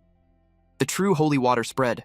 Suddenly the system warned him that a high-energy reaction was detected and the target was about to regenerate. A blinding pillar of golden light erupted upward, tearing through the ground as debris flew everywhere. The energy spiraled wildly, overwhelming everything around it. Chunks of the creature were blown apart and sent flying through the air, streaked with light. Below, Gon stood in the middle of the destruction, weapon in hand, as the remains scattered around him. He confirmed that the final move was sanctified fall. But true holy water burns at the soul level. If the soul is gone, even sanctified fall cannot restore it. Yahello entered sanctified fall mode, its massive body unfolding in midair. A bright golden core glowed at its center, while thick, tentacle-like limbs spread outward, radiating power. It laughed, enjoying how Gon almost killed it. It knew Gon didn't expect his trump card to fail. Gon realized it had gained the power of adaptation. He asked how it obtained it so quickly. Yahello thanked him for that.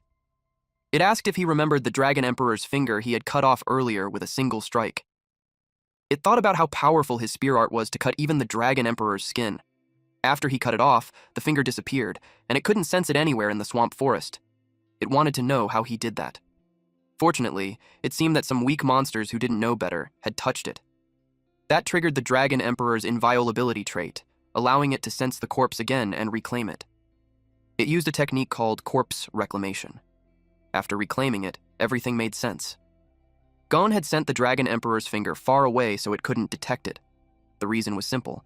He had coated it with true holy water.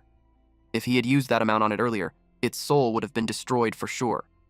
But because Gon hid it, it had time to adapt to the remaining holy water on the Dragon Emperor's finger. That's how it gained the power of adaptation. Now that all of Gon's cards were exposed, it was ready to kill him. A massive stone hand burst out of the ground, fingers spread wide as chunks of rock broke off and fell. It tried to crush Gon. The ground cracked violently, splitting into sharp, jagged slabs. Cracks spread outward as the earth collapsed. Several more giant stone hands pushed out from the shattered ground, fingers stretched wide. Rocks broke apart and rained down as they forced their way up. Then, a sudden, violent impact struck. Everything blurred as force slammed down again and again. The ground caved in, forming a deep pit. Yahello called this technique earth burial. Deep underground, Gon used 20 layers of elemental runestone effects along with the skill earth attribute absorption. He forced his way out. He charged forward using his spear art, piercing all things. Kadoyalawa knew that no matter how strong the weapon was, its durability would eventually run out. It asked Gon how long he planned to keep struggling. It countered with abyss magic, necrotic shriek. Gon glowed bright blue as energy gathered around him. He held his ground, charging power while a red force surged around him. He received a warning that his weapon's durability was about to reach its limit. He was told to repair it as soon as possible. His magic resistance had also dropped below 20%. His body had entered a fatigued state, and he was advised to rest immediately. Even as blood dripped from his mouth, he pushed forward and used the technique 1-inch punch spiral force. He was warned that using high-tier martial arts in his current state would cause irreversible damage to his body. But he didn't care. His weapon broke. Kadoyalawa saw it and was pleased. Gon was overwhelmed. He crashed into the ground. His left arm bled heavily. It was completely ruined. Kadoyalawa called him a fool. It said he should just die quietly instead of suffering like this. It couldn't believe he was still thinking of a way to turn things around. Gon regretted saving his skills earlier. He admitted Kadoyalawa was right. He should have used all the true holy water from the start. The Dragon Emperor's finger appeared. Kadoyalawa said its farewell. It told him that no matter what system he had, he could never win, because he was facing the entire Holy Sea.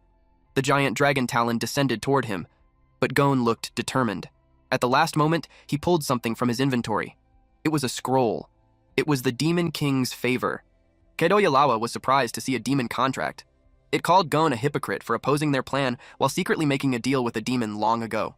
It begged the Pope to save it. Huge hands began to descend, ready to crush it. That technique was called Oblivion's Grasp. After that, it was reduced to ashes. Then, the demon stepped out from the void. It greeted Gon, saying it had been a long time. It mocked Gon's pathetic state.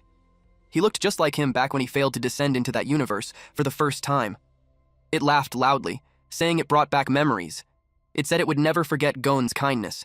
As a reward, it offered him its power. With it, he could become strong enough to wipe out those evil scoundrels.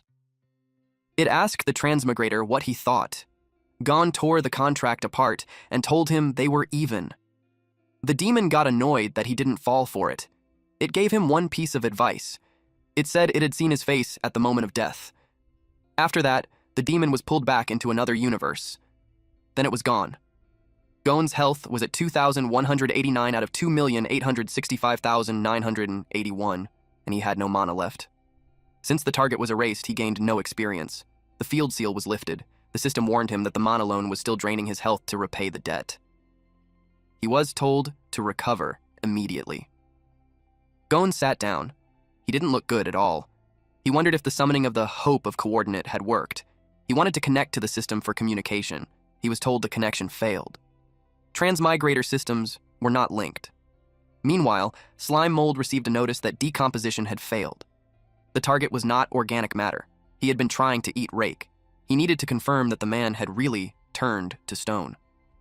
He jumped down from the body and decided to take the equipment. Then he dashed away. He thought that if he helped the humans when they were in danger, he might be able to hitch a ride back to their town. He stopped when he saw the ice wall. He knew the mage made it, so he expected them to be nearby. He assumed they had already killed that ostrich. He planned to grab some loot while he was at it. But for safety, he decided to observe first. He used search. He was shocked by what he saw. A roasted human body lay in front of the bird. The snake wrapped around the body and grabbed it, then dumped it straight into the bird's mouth. Suddenly, the bird whipped its head. Slime Mold ran right away. He didn't expect another one to be down. The bird was getting stronger. He thought the girl might already be dead too. At the same time, the owl turned savage. It charged at Naya using a dive attack. She realized it was no longer their companion. Little Steelback used Spiny Back. If it dove straight in, it would get pierced. So it stopped, and used Iron Beak Gale instead. It had multiple heads, and its movement created wind blades that sliced through the trees around them. A wide part of the forest was affected. Tree trunks kept falling one after another. Nia could only brace herself. At that moment, Slime Mold passed by. Nia begged for someone, anyone, to save her. She wondered how Miwu ended up like that. She saw Little Steelback buried under the fallen trunks. She told it not to be afraid. She would transfer mana so it could recover right away. Miwu let out a loud cry. Its heads merged into one. Its neck stretched long and lunged straight at her. She instinctively used mind control. Miwu stopped. Then Nia was pulled into another dimension. She felt relieved that the pet contract hadn't broken. She had entered her spiritual world. She saw an angel inside. Miwoo was being carried by it. She wondered why a noble angel would exist inside little Miwoo's spiritual world. The angel called her to come closer, but its face twisted. It revealed a terrifying red monster. She screamed and begged for someone to save her. Meanwhile, little Steelback cried out loudly to get Miwoo's attention, because it was about to eat Nia. Suddenly it was struck. Slime Mold swung the hammer, again and again. Miwoo took several hits across its body. Nia noticed Rake's weapon. Slime Mold used Pulsation Max, his level 49 experience, and gigantification control to wield the axe. His control over his cytoplasm had reached perfection. It was like using a flexible hand. His attack was known as the Slime Mold Meteor Hammer. If stones were bullets, then this weapon was a cannon. He shattered the trunk, pinning little Steelback. But he lost control for a moment, and the axe hit him by accident. Nia thanked him for saving them. She picked up the Slime Mold. It felt familiar to her. Slime Mold hoped she would recognize him, but she thought he was the captain, using the little monster's body to save her. And then, they were interrupted when little Steelback warned them. Miwoo stood up. Even with its injuries, it looked crazed and ready to devour her. She asked little Steelback if it could still fight. She began transferring mana into it. While Slime Mold used Search, his body spread around Miwoo, and he activated Pulsation Max. One part of his body provoked Miwoo, so it ate it. While it was distracted, he struck its groin with the axe. The pain was so intense that it couldn't even make a sound. When it recovered, it rushed straight at him. But little Steelback tackled it. It was perfectly suspended in midair. So Slime Mold swung the hammer. He spun it through the air and unleashed his attack, Plasmatic Cannon. It blew Miwoo's body apart. The force was so strong that the hammer got stuck in a tree trunk. He realized he had used too much power. Nia looked at Miwoo's body with a sad expression. Then she remembered. Slime Mold was the monster she met at the campfire earlier, and he was also the one she saw through Miwoo's vision. She thought he had been following her. So she asked if he had a special attachment to her. If that was true, their compatibility would be very high. Slime Mold felt glad. The moment he had been waiting for had finally come. She asked if he would form a pet pact with her. She promised to raise him well. The system warned Slime Mold that once he signed a servant contract with a human, he would permanently lose access to the system. He realized he had to choose, keep the system, or gain a master. Slime Mold admitted that the system was good, but it couldn't compare to the fiery heroines from classic hot-blooded comics. He imagined them running at sunset as part of their training. They would face constant challenges like battles in Pokemon. In the end, they would win and make Petmaster the hottest profession. Of course, Slime Mold would evolve into a handsome man, and together they would defeat the great demon king, get married, and live happily ever after. Slime Mold got completely lost in his fantasy. Since system stories were already cliché, it felt natural to choose a beautiful girl as his master. He had already planned the next 100 episodes in his head, so he made his decision. He was about to say, "I do," but suddenly Nia's head fell off. Slime Mold froze. Little Steelback became furious. The attack came from the battered bird.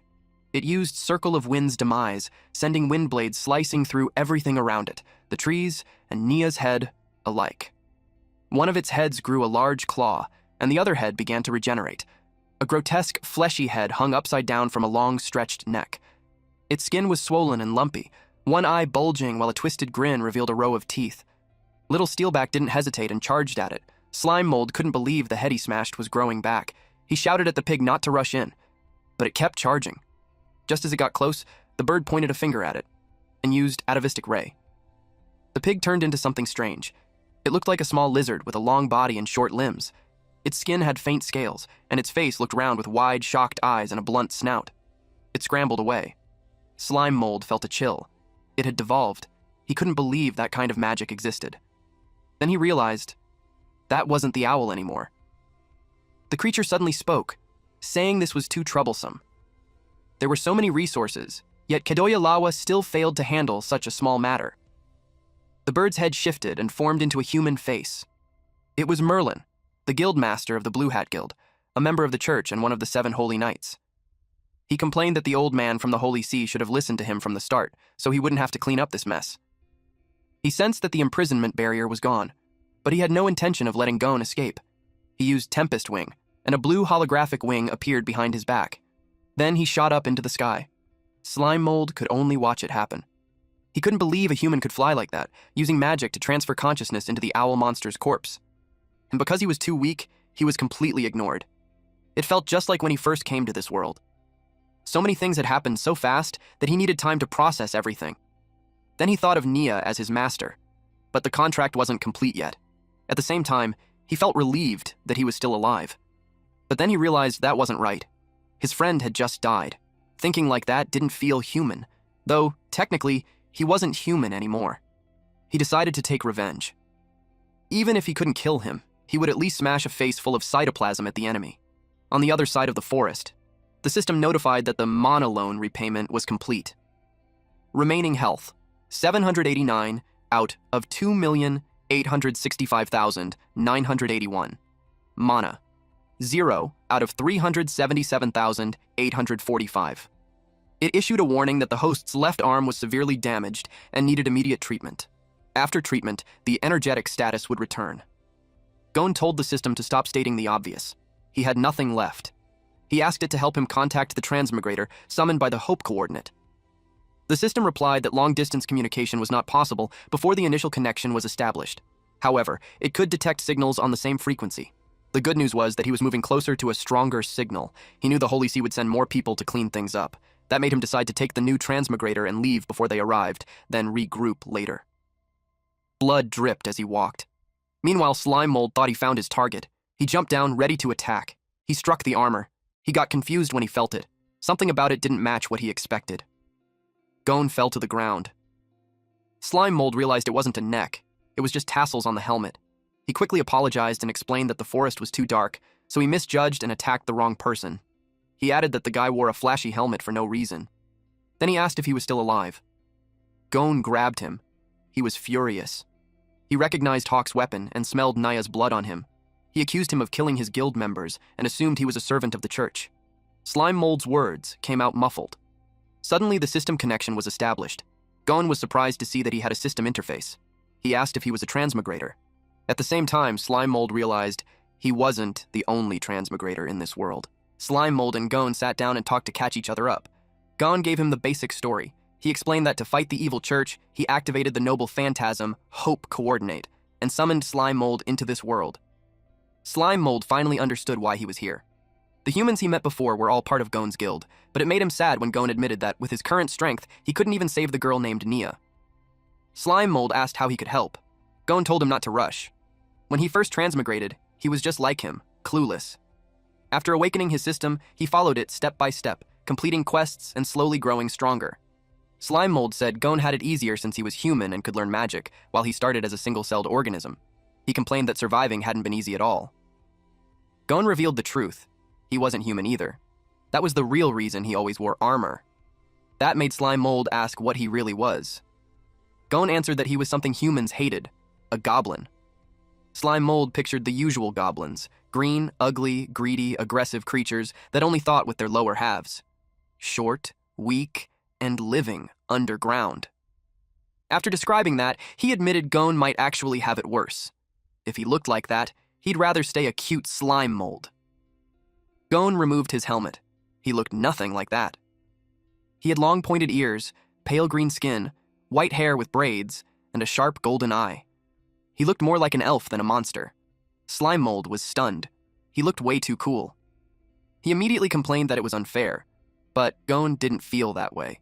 If humans found out the truth, he'd be hunted down. Meanwhile, Slime Mold's small body was actually perfect for moving around towns unnoticed. Still, Slime Mold complained that the difference in their character design was ridiculous. Gon explained that the 100-style guild he founded aimed to remove barriers and bring harmony to all life.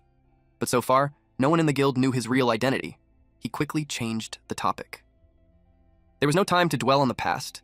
The church had already sent Merlin, the most ruthless of the 7 holy knights, so they had to move fast. Slime Mold asked what they needed to hurry for. Gon synchronized all the magic and combat skills he had learned and transferred them to him. Slime Mold was shocked. Something like that was even possible. At that moment, he realized he was about to skyrocket in strength. Gon originally thought that although the Pope was suspicious, his past actions did help the common people. So he went along with it and accepted the quest, hoping to get closer to the truth. But from the very first step, he had already walked into a trap prepared for him. The battle drained everything he had, but he also destroyed many of the church's hidden trump cards. The road ahead became even more dangerous, so he needed someone to fight beside him. Slime Mold asked what the church and the Pope did to make him hate them so much. He knew it couldn't be something simple like ruling the world. At that moment, the skill transfer reached 2%. But the world was already under the church's control, so that was never Gon's goal. He explained that the church now wanted to sacrifice all life in the world as energy, open a passage, and send those opportunists to ascend to a higher universe. Slime Mold didn't expect villains to go this far. He asked how they even planned to sacrifice all life. Gon said it all began when he first transmigrated into that world. As Slime Mold already knew, he arrived as a goblin cub, the lowest of the low. In a dark abandoned mine, he grew up catching bugs and eating scraps left behind by higher-ranking goblins. To survive, he even had to gnaw on human remains they captured, until he turned 5 and his system finally awakened. After gaining power, he wiped out all the evil inside that filthy mine. He couldn't accept killing his own kind blindly because his soul was still human. He rescued the women who had been imprisoned and treated like tools, helping them escape and start new lives in a remote wasteland. But after years of suffering, many of them were mentally unstable and deeply scarred. Fortunately, he had a special racial skill that allowed him to help stabilize and support them. Slime Mold sympathized with him. Even though his body was a slime mold, he also believed his soul was still human. He compared Gon's special skill to his own decomposition. He had a rough idea of how Gon's ability worked. Gon admitted he envied Slime Mold's skill. It was simple and efficient, unlike his own, which consumed a lot of time and stamina. Fortunately, every time he copulates with female adventurers of different professions, he levels up an attribute. Still, his ability allowed him to steadily grow stronger and gain different attributes depending on who he worked with. It also gave him large amounts of experience. With dual cultivation skill, he built a strong foundation in both physical and magical strength. He also formed close bonds with those he saved and eventually created a family with them. Wanting to give them a better life, he decided to head to the royal capital. Slime Mold felt slightly annoyed. It sounded like he was bragging. Gon then said that going to the royal capital was the worst mistake of his life. Because of that decision, something terrible happened to his wives and children. But then, at 12% transmission, Merlin suddenly appeared. Gon instantly shifted his attention. But Merlin had instantly released wind blades. It was the same devastating attack as before. Circle of Wind's Demise. The ground was carved into deep circular marks, and the surrounding trees were completely uprooted. Merlin had already learned that Gon's true form was a goblin, but instead of disgust, he was intrigued. If goblins could have such talent, he wanted to capture him alive and dissect him for study. It was a shame the Pope had ordered his complete execution. He heard rustling nearby and knew Gon was still alive. He asked how he managed to kill Kadoyalawa, who had an undying body and adaptive power. The system warned Gon that his symbiotic armor durability had dropped to 0%. It was completely damaged and needed immediate repair. The system also advised him to retreat, as the situation was unfavorable. Gon told the system to shut up. Merlin found that interesting. He wondered if Gon was talking to the invisible system they couldn't see. He grew curious. If he took Gon's body, could he inherit that system too? The thought excited him. Gon replied that Kadoyalawa's undying chimera body was the result of experiments built on countless lives. Because of that, he called Merlin an inhuman devil, a servant of the church. Merlin found it amusing. He questioned whether Gon even understood what life meant. In the eyes of higher dimensions, beings like them weren't even worth mentioning. While he spoke, Slime Mold threw rocks at him. Merlin caught them easily. Slime Mold didn't expect that. Merlin mocked Gon, saying it was pathetic that this weak monster was all he had left. He then used gaze on Slime Mold. Slime Mold felt exposed, like his entire existence was being seen through. His body froze, unable to move. Then Merlin noticed something. Gon was gone. He realized he had been tricked while distracted. He wondered where Gon had run. Gon suddenly appeared above him and said he never planned to run. He used physical arts, weak point break, and struck from above. Merlin responded with abyss magic, geometric inferno. Slime Mold thought it was over. Merlin admitted that physical combat was his weakness, but he wouldn't let Gon get close again. But Gon, who should have been burned to ashes, answered that weak point break works on magic too. He reached out and grabbed Merlin. His hand locked onto Merlin's neck and slammed him down. Gon declared that even if he died today, he would drag Merlin down with him. Gon had only 1 out of 2,865,981 health left. The system activated Last Stand, which would last for 1 minute. During that time, no matter what damage he took, his health would stay at 1. He activated the skill Final Accord. Merlin panicked when he heard it. He struggled to break free and asked if Gon even understood the cost of that magic. The system warned him that the skill would override Last Stand and his health would drop to 0. When that happened, both his body and soul would completely vanish. He was told to think carefully, but it didn't matter anymore. He activated Final Accord. Merlin's spirit began to get pulled out of his body. At the same time, Gon's own body started to fade. He apologized to Slime Mold. They had just met, and now he had to say goodbye. But there was no other choice. If Merlin wasn't destroyed, none of them would survive. He entrusted the mission of saving the world to Slime Mold, and warned him never to trust the church. Slime Mold broke down in tears. He begged Gon not to die. He wanted Gon to carry him forward. If someone as strong as Gon couldn't win, how could a simple slime mold save the world? A glowing magic circle formed above them, filled with bright green symbols. Gon's body slowly dissolved into the light. His final words were simple: believe in yourself. In that moment, Slime Mold understood. He hadn't been summoned just to exist. He was meant to bring Gon here. Then Gon disappeared. The light flared brightly, and in the next instant it was gone, leaving only faint green traces behind. The armor fell to the ground. Slime Mold cried uncontrollably. Then Merlin appeared in the air, cursing Gon. He complained that the mission had turned into a complete failure. There were candles shaped like praying women, with calm faces and hands on their chests. Only one was lit, its flame flickering while the others stayed dark and still. Merlin said that 5 of the life candles, meant to connect the chaotic universe and prepare for ascension, were extinguished all at once. If not for the fact that only this sanctified fall corpse of a low-level monster remained for him to descend into, suddenly, a slime was thrown at him. Slime Mold spat at him in anger.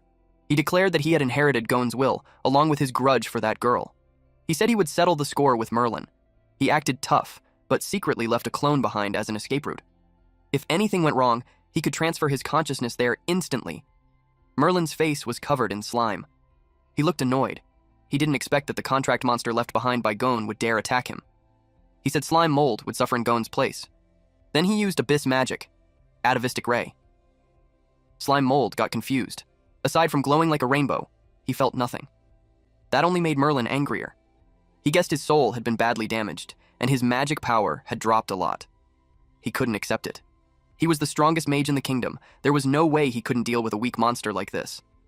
Slime Mold knew Merlin had already been beaten half to death by Gon. And Merlin didn't know about his hidden trump card. He decided to use that gap to catch him off guard. Suddenly, the basilisk, the bird with the snake tail, kicked Merlin. Merlin slammed into a boulder with huge force, blood spraying everywhere. That only made him angrier. His veins bulged as he warned them that once he recovered, he would return and burn this swamp into a wasteland. The basilisk gathered flames in its neck. Then it unleashed a high-tier spell, Pseudo-Dragon Breath. The flames blasted across the ground. When the fire faded, his body was left completely charred. Then the basilisk ate him. After swallowing, its snake tail moved. Then its whole body began to glow. Slime Mold watched as it evolved. It evolved from a snake secretary bird into a feathered serpent dragon. It became a long, serpent-like creature with a red dragon head, complete with horns and whiskers. Its body was thick and covered in scales, but parts of it shifted into a bird-like form, with white feathers, strong limbs, and a long neck ending in a sharp beak. Overall, it looked like a fusion of a dragon and a bird, with a long, twisting body and mismatched features. It flapped its wings and flew away. Slime Mold was completely overwhelmed by what he had just witnessed. The system notified that skill transfer had reached 37%, but the connection was interrupted, causing the failure to acquire super magic. The reason? He had no magic power. Because of that, 4 dimensions enhancement and elemental resistance also failed. Other skills failed too, including high-tier divine arts and super union. Only martial arts talent was successfully obtained. While Slime Mold mourned Gon, the system kept listing what he did gain: forging skill, medical knowledge, cooking skill, encyclopedia at 71%, and map atlas at 83%. He kept crying. He felt it would have been better to stay a carefree little slime mold. Even though he gained so much, he couldn't feel happy at all. He used search. His body stretched out like vines. He gathered the armor and slowly pieced it back together. He knew he couldn't stay like this. He had to move forward and inherit Gon's legacy. Otherwise, when the church sacrificed all life in this world, no one would survive. He put on the helmet. He stretched his body to fill the armor from head to toe. The armor was now filled with slime mold. Even without a proper body, he believed he could control it. He tried to take a step, but he lost balance. His arm almost fell off.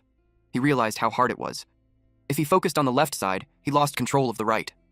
If he focused on the upper body, the lower body stopped moving. In the end, he collapsed. He decided to give up on using the armor for now and hide it instead. He didn't know when the church would send more people, so he ate it and stored it inside his slime mold space. After that, he wandered around. Then he returned to his tree. Too much had happened in one night. His mind was overloaded, so he decided to take a moment and sort everything out. First, he checked the encyclopedia. It contained information about Deep Valley Mountains, polar ice fields, barren mines, and the royal capital. He realized the world was far bigger than he thought, and he confirmed that he was currently in the swamp forest. The royal capital had placed portals in key locations, allowing travel between regions. These portals were controlled by the church. Adventurers had to apply to use them and travel to different areas. In return, half of the resources they gathered had to be handed over to the church's tax. He thought that if he could find a portal, he could go straight to the royal capital. Now, his path was clear. But before going there, he needed to get stronger. Right now, his only real trump cards were damaged, high-level equipment, and the corpse of the girl named Nia. He paused, wondering if he should decompose it. He spent a long time thinking about it, but he knew that even if he kept her, there was no way to bring her back. So instead of letting her slowly rot, he chose to decompose her body. Her soul said goodbye to him. He cried as he said goodbye in return. That moment hardened his resolve to destroy the evil church. The system notified that he leveled up to 50. He gained 0.8 enhancement points and unlocked a skill called Domination Level 1. Then, the system merged with his unique traits, Domination and Central Command, combined and evolved into Parasitic Domination Level 1. The next day, a frog rested quietly on top of a water lily. It sensed danger. It jumped away just as slime mold used Plasmodial Barrage on it. But more stones followed, and this time it got hit and died. Slime mold wanted to test his new skill. Parasitic Domination Level 1 works by sending a cluster of slime mold into a target's body. It spreads through the biological network, replaces the original consciousness, and turns the body into a controllable corpse puppet. With the encyclopedia synced from Gon's system, the skill description was much clearer. He began by invading the corpse. He spat a part of his body into the frog's mouth. Then he activated the parasite. His body spread inside the frog. Moments later, the frog moved. It stood up. He was shocked. It came back to life. The system confirmed the parasite was successful. He gained a swamp frog corpse puppet, but it had reached the current limit. To control more, he would need to level up the skill. He realized that once parasitism succeeded, the body could move on its own. Next was domination. He focused and transferred his consciousness into the slime inside the corpse. Then he activated dominion. Slime mold was amazed when his consciousness moved into the corpse. The frog became his puppet. Its durability was 0%, and its available skills were Charged Strike, Tongue Fist, and Pounce Bite. He was surprised that it even had a species description. He realized the durability was low because it was already dead. The vision through the puppet was wide. It felt strange, but exciting. Since he had taken over all the nerves, even the muscle memory came with it. It felt just like using his own body. He didn't need to adjust at all. The frog turned and looked at him. Slime mold understood something important. Once the puppet was active, his main body entered automatic mode. That meant his real body could be exposed to danger. He knew he had to hide it well during real fights. Still, he couldn't help getting excited while driving the frog. The puppet spotted a fly nearby. He used Tongue Fist to catch it. The experience felt fun. He decided to move around and try more. Slime mold kept jumping. He pounced on a small snail. He kept going. Until the signal weakened, and suddenly the connection was cut. The frog collapsed. Slime mold was caught off guard. He estimated the distance, about 30 meters. He realized that when controlling a puppet, he couldn't go too far from his main body. He moved closer. Then the frog suddenly stood up again and started jumping around on its own. He thought it came back to life. That's when he understood. There were two states, active domination and automatic mode. His main body acted like a signal tower. During active domination, going too far caused a disconnect. But when close, the puppet switched to automatic mode, moving based on its old instincts. The frog tried to eat the snail, but kept missing. Slime Mold realized something else. The frog just wasn't very smart. He decided to end the test and stored the frog inside his storage space. Thinking ahead, he came up with a new goal: defeat the evolved basilisk and turn it into his puppet. If he could control a high-level magic beast, he could build a parasitic army and use it to fight against the evil Holy See. With that in mind, he continued searching for stronger targets. He dangled from a branch and swung over the water. Something shot up from below and hit him with a water jet, dealing -70 damage. He got annoyed that someone dared to attack him sneakily. He demanded to know who it was. He thought it was a spitting water stinky crab.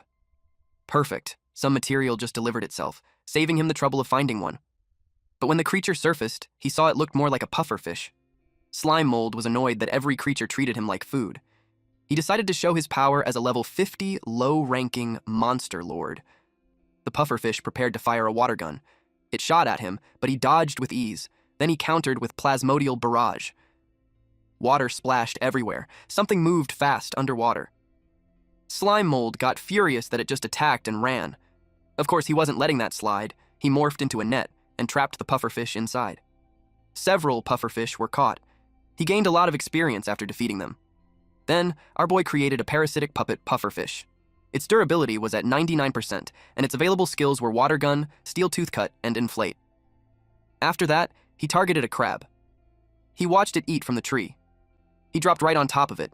The crab tried to shake him off. This made Slime Mold drill deeper into the gaps of its carapace. Then he activated Parasite. The crab was defeated, earning him experience points. After that, he used Dominion, and it gave him a swamp crab puppet. Its durability was also at 99%, and its available skills were water gun, mud foam, and clamp. A few hours later, in the forest, a frog fought the bees. You know it will be intense because the mage bee had already used the swarm summon skill. This was Slime Mold's puppet frog. He used the empowered tongue technique and struck all the bees in one swing. The system sent several notifications saying the targets were defeated, and he gained experience points. The frog puppet swallowed all the bees stuck to its tongue. Its body swelled up, its belly bulging with uneven lumps. While two bees cast magic. When they formed a honey bomb, Slime Mold knew the swamp frog alone wouldn't be enough. His consciousness shifted, and he used his crab puppet and made it fire. It unleashed a water gun. The system warned that the parasitic puppet, the fiddler crab, had abnormal status. Its internal moisture was drained, and the skill water gun could no longer be used. He was told to restore moisture immediately. He was shocked that it couldn't fire water gun anymore. Meanwhile, the bees prepared fireballs. They caused a fiery explosion. The impact sent debris flying as the force spread across the area. The crab and frog puppets were left roasted. The bees thought the battle was over. Suddenly, one of them reacted in shock as a fast, spinning blue strike rushed straight at it. It blasted half of the bee's body. Slime Mold, inside a pufferfish puppet, hid quietly in a small pool, celebrating his successful sneak attack. But nearby, another bee quickly fought back, launching a glowing attack. Slime Mold used consciousness shift. He escaped, leaving the parasitic puppets behind. He didn't mind, though, since he could just catch more. The bee grew even angrier. Then several bees gathered together, forming a layered wax barrier as they prepared to block the path. But Slime Mold easily broke the barrier and passed through. He knew he was stronger than them. He was just testing their teamwork. He attached himself to the beehive and spread his body like vines to search, until he found the queen bee and used Parasite on it. If his plan worked, he'd get his first army. His plan was to control the queen bee, then control the entire swarm. The system notified that Parasite was successful. Using the queen bee, he called the children to rise. Its sound waves spread through the fallen bees. And, to his surprise, nothing happened. Then he realized that once the queen bee dies, the whole swarm is done for. That means parasitizing the queen bee to control the hive is a dead end. In that case, using the queen bee as a puppet is pointless, so he decided to switch to the most useful one. He created a parasitic puppet hornet mage. It has 99% durability, and its available skills are Gather Honey, Spark, Ember, and Levitation. That night, in his hideout, he called his Slime Mold squad and made them line up. The frog croaked. He named it Waji. Next was the crab. This new one had bigger pincers than the last. He named it Xieju. The poor pufferfish was summoned on land, and it struggled. He named it Xiao Tun. Then our boy got confused when he didn't see the master bee. He was sure he released it along with the others. He had a suspicion, and he was right. When he looked at the frog, this fucker was eating the bee. That made him punch the frog. He announced that Slime Mold Squad rule number 1, no eating teammates. The bee was spat out, but its durability dropped to 70%. Slime Mold assured it that everything was fine now. Slime Mold realized that his combat squad was complete. There was a frog, a crab, a pufferfish, and a bee. The crab served as the tank. The pufferfish acted like a marksman. Of course, the bee was the mage, and the frog was the assassin, and lastly, Slime Mold was the commander-in-chief and the strongest support. He imagined them inside a pixel game fighting a level boss, the Feathered Serpent Dragon. The Feathered Serpent Dragon used a trample attack on the Master Bee. Slime Mold made Xieju use carapace defense.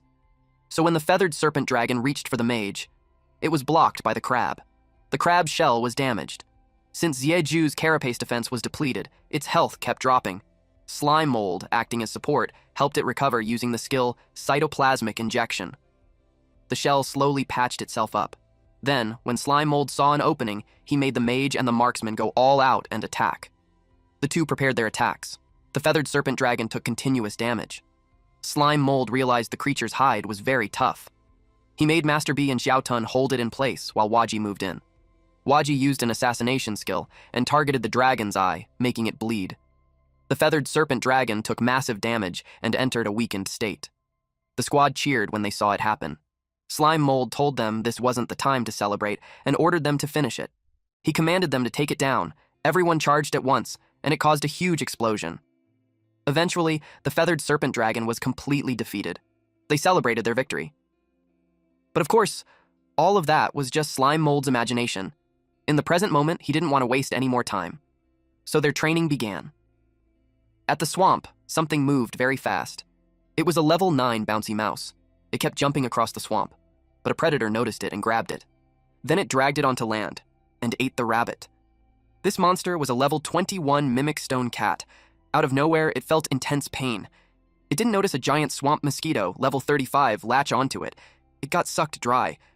The mosquito started to feel full, so it pulled away from the body and left. The body was completely dried out. The mosquito hovered somewhere in the swamp. It landed and laid its eggs, which were eaten by fish as they fell into the water. Suddenly, electricity spread across the water, and it electrocuted the nearby animals. The mosquito and several fish were left roasted, floating on the surface, and they were eaten by a larger creature. It was a level 44 electric catfish. Unexpectedly, its body began to glow. Slime Mold stood on top of a branch and watched it. It looked like it was evolving. After that snakebird, this was the second time he had seen evolution happen. The creature evolved into a level 52 thunder catfish. It used thunder flash, and water sprayed everywhere as it moved at high speed, and just like that, it was gone. Slime Mold was truly amazed. He noticed that monster evolution was becoming more frequent. From his encyclopedia, the world background started loading. It reached 100% and revealed new information. The area was a swamp forest. Its ecological level was in the S-rank danger zone. It was one of the places with the most variety of monsters. A large number of high-level magic beasts lived there, and evolution was a normal occurrence. The creatures there were classified as weak, medium, high-level, and king-level. In the battle records, Gon fought the Swamp Forest Monster Alliance. His target was the regional king, Kedoyalawa. During that fight, Kedoyalawa gathered all high-level magic beasts and most of the intermediate ones to attack Gon. But in the end, the entire Monster Alliance was wiped out, and the ecosystem suffered heavy damage. At present, the battle has ended, and the ecosystem has entered recovery. The land is gathering magic power, providing energy to restore itself. Ecological pathways are rebuilding, and monsters are restarting the evolution process. Because of this, the surviving intermediate magic beasts became the biggest winners of this magic surge. It was basically ecological survivor bias. With no competition, they could gather resources freely and gain a better chance at evolving first. Of course, evolution doesn't follow just one path. Sometimes a bit of luck can let a low-level monster rise up. The outcome is always unpredictable. The only thing certain is that the food chain in this land is about to be completely reshuffled. Every monster has stepped onto this chaotic ladder, all trying to climb higher and become the new king. Slime Mold finally understood what was happening. He found the database Gon gave him very useful. It made him wonder if the monsters he turned into parasitic puppets could still evolve. He also noticed that the electric fish from earlier was far stronger than him. The system informed him that level isn't an absolute measure of strength. Many factors affect it, such as species, traits, and learned skills or magic. It was like the saying, dragons give birth to dragons, phoenixes to phoenixes, and a mouse's child will just dig holes. In short, even a level 100 mouse could still end up as a snack for a young dragon. The system also stated that there was no data about the evolution of parasitic puppets. Suddenly, a commotion broke out. Electricity crackled in the air. Slime Mold decided to check what was going on. Slime Mold rushed toward the scene. He was stunned by what he saw. The thunder catfish was wrapped around a crocodile, releasing electricity. And this was a level 60 swamp crocodile. Part of the thunder catfish was already inside the crocodile's mouth. The crocodile regained its senses and bit off the thunder catfish's body. The head of the thunder catfish landed right in front of Slime Mold, making him think it had been delivered straight to his door. He moved closer to the gruesome scene. The swamp turned red as pieces of the thunder catfish scattered everywhere, while the crocodile lay dead, flipped on its back. He inspected the corpses and saw that one was rotten while the other was charred. He knew parasitizing them wouldn't work. Suddenly, he was electrocuted. He didn't expect so much electricity to still remain. He took continuous damage of -10, so he had to consume 115 portions of honey. This caused a nutritional overload. His health jumped to 50,000 over 3,909 for 1 hour. He grew larger, big enough to swallow the bodies and decompose them. He gained a large amount of experience from the decomposition. Then, he released the bones into the water. He felt extremely satisfied afterward. From level 50, he rose to level 51. He made sure to use the time well and kept feasting. The forest was quiet, until he appeared rolling around and consuming everything in his path. He loved going on a rampage. It boosted his experience like crazy. He noticed something ahead. There was a huge mangrove forest on the other side, far more lush than where he was. He expected stronger monsters to be there. His curiosity took over, so he decided to check it out. He rolled toward it, not realizing the danger hiding in the water. Many level 19 piranhas bit him. The system warned that he was under heavy attack. The total health loss had already exceeded 1,000. He was annoyed by these little fish, and he fought back by absorbing them to recover his health points. In addition to that, he also gained some experience points, but he only recovered 80 health points while taking -100 damage, so it wasn't worth it. The system warned him that he was under attack by a large number of monsters. The total health loss had exceeded 5,000. There were too many of them, and his movement slowed in the water, so he couldn't react at all. The health he lost to the piranhas was greater than what he recovered by eating them, even if they were just weak creatures under level 20. The system explained that level is only a vertical reference for strength. It cannot be used to directly compare different species. When monsters act in groups, their danger level increases greatly. At that point, strength can't be judged just by level or numbers alone. The system also introduced a skill called Devourer's Benefit, which makes the host's body gigantic. While useful, it also makes him an easier target, so it must be used carefully. He was getting eaten from all sides, and this really wasn't the best time for a full system lecture. He used Plasmodial Barrage to eject himself from the giant body, and he escaped. The large body was completely devoured by the piranhas. If he consumed more honey to recover, he wondered if he could become giant again. The system replied yes, but the duration wouldn't reset. He only had 19 minutes left. He became large again and rolled through the forest, constantly gaining experience from decomposition. Eventually, he stopped. He noticed that the terrain was no longer changing, but the plants were still growing at an incredible speed. He was amazed at how the Earth's magic power nourished everything. He began to see things differently and realized that overthrowing the church might not be that hard. Even though Slime Mold lacked a dragon's breath or a beast's claws, his greatest strength was energy. And now, he had finally passed the hardest stage, from 0 to 1. All that remained was grinding from 1 to 100. As long as he kept decomposing and absorbing day and night, in about a month, he could make the entire church face a mold army at their gates. He was lost in that fantasy when the system suddenly shut it down, saying it wouldn't work. He asked why. The system explained that as his level increases, the experience gained from decomposing low-level targets also drops. So 1 level gap gives 95%, 3 levels gives 77%, 10 levels gives 60%, 20 levels gives 36%, 50 levels gives 7.7%, and 100 levels gives just 0.6%. He realized that after rolling around for so long, the experience notifications kept popping up like crazy, yet his level didn't increase at all.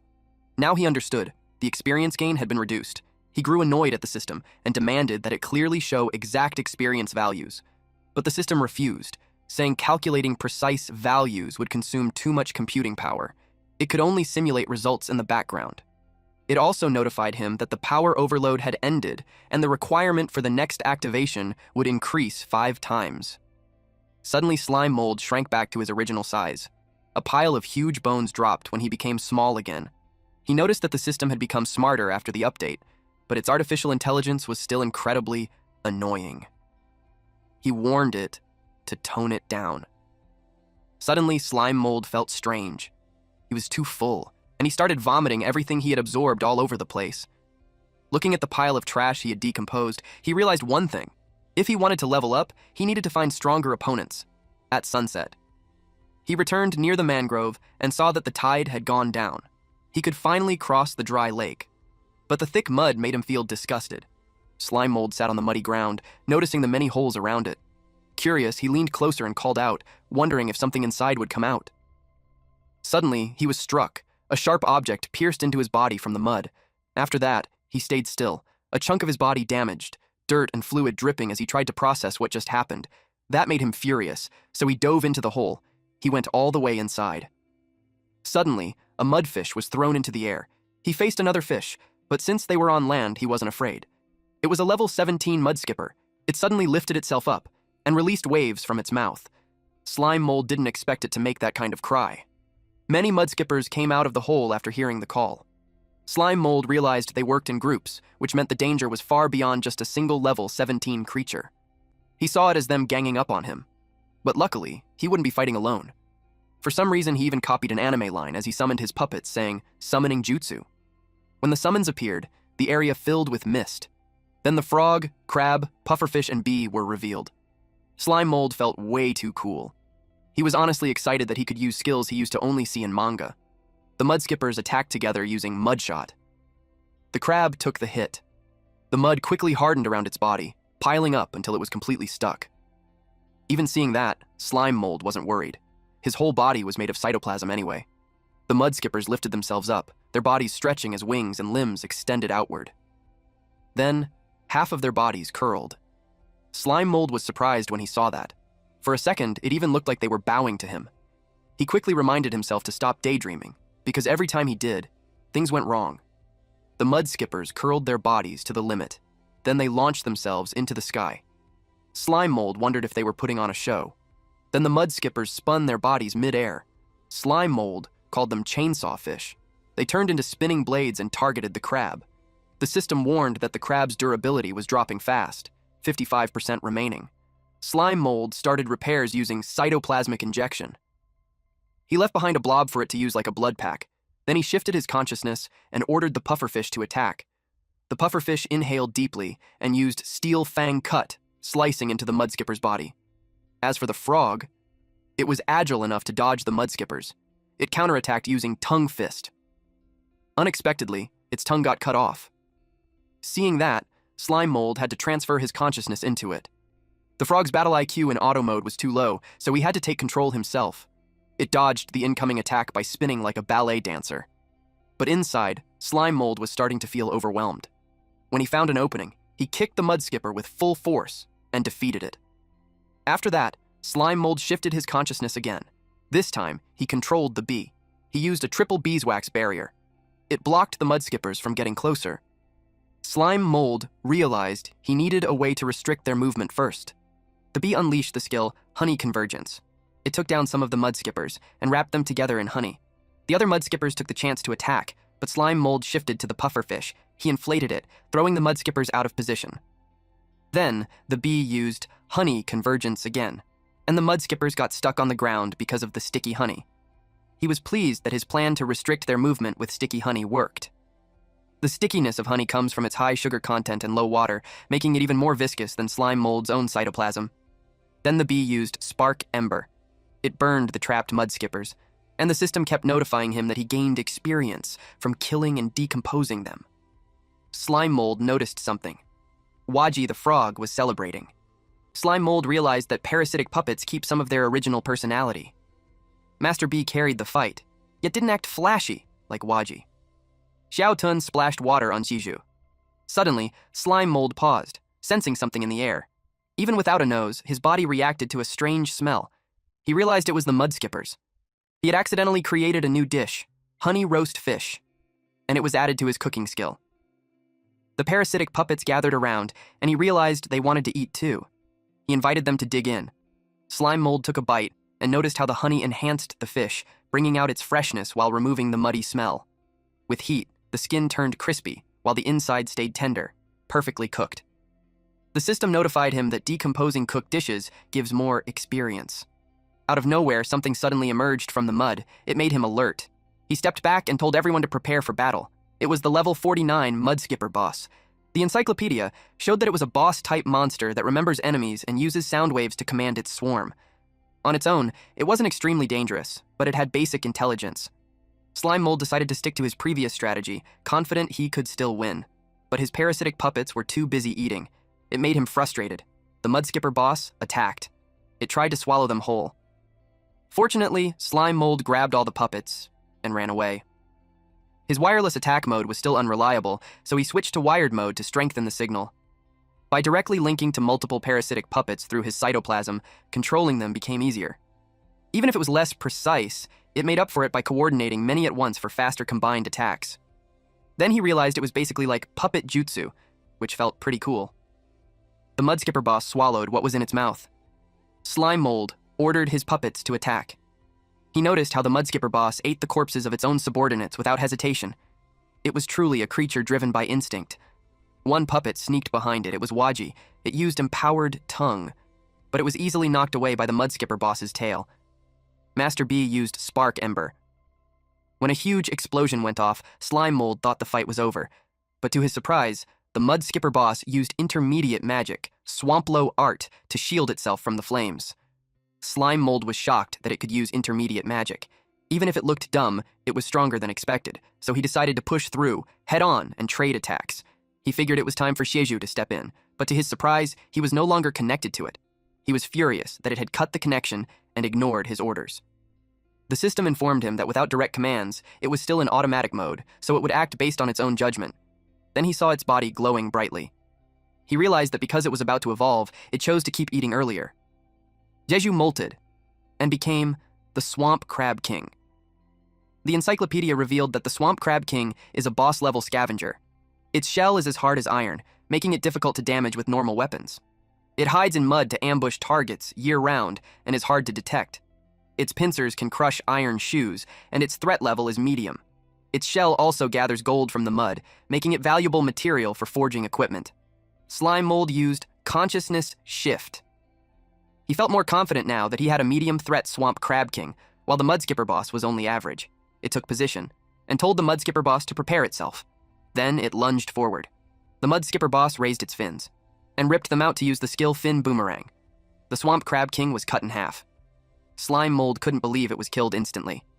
He checked the cooking skill. After a swamp crab molts its shell, it can take about 10 days for the new shell to fully harden. During that time, its defense is at its weakest, and it's also at its most delicious. It can be coated in flour or even better, potato starch, then deep fried in hot oil for 30 minutes. After that, it's ready to eat. Only the golden Swamp Crab King is edible. Green or blue ones have absorbed heavy metals and can't be eaten.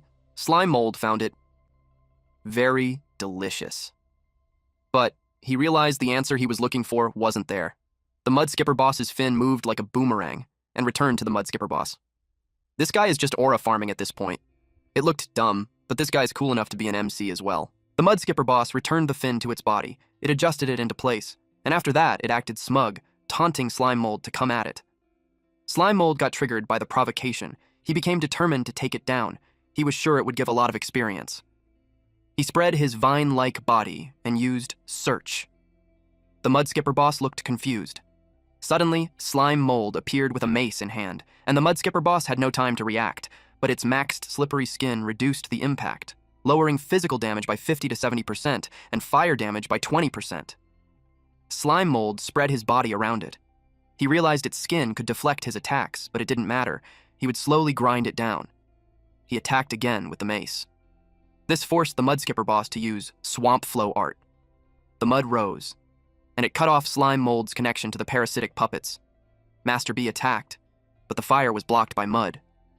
Then the mud skipper boss targeted the bee. It was almost trapped. Luckily, Waji grabbed Master B with its tongue.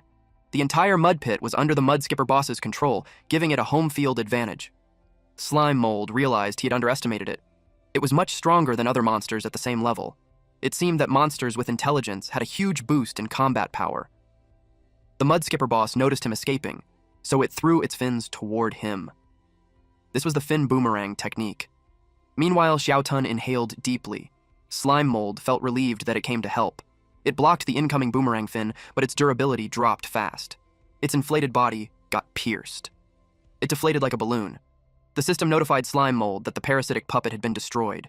Slime Mold thanked Xiaotun for protecting him and promised its sacrifice wouldn't be wasted.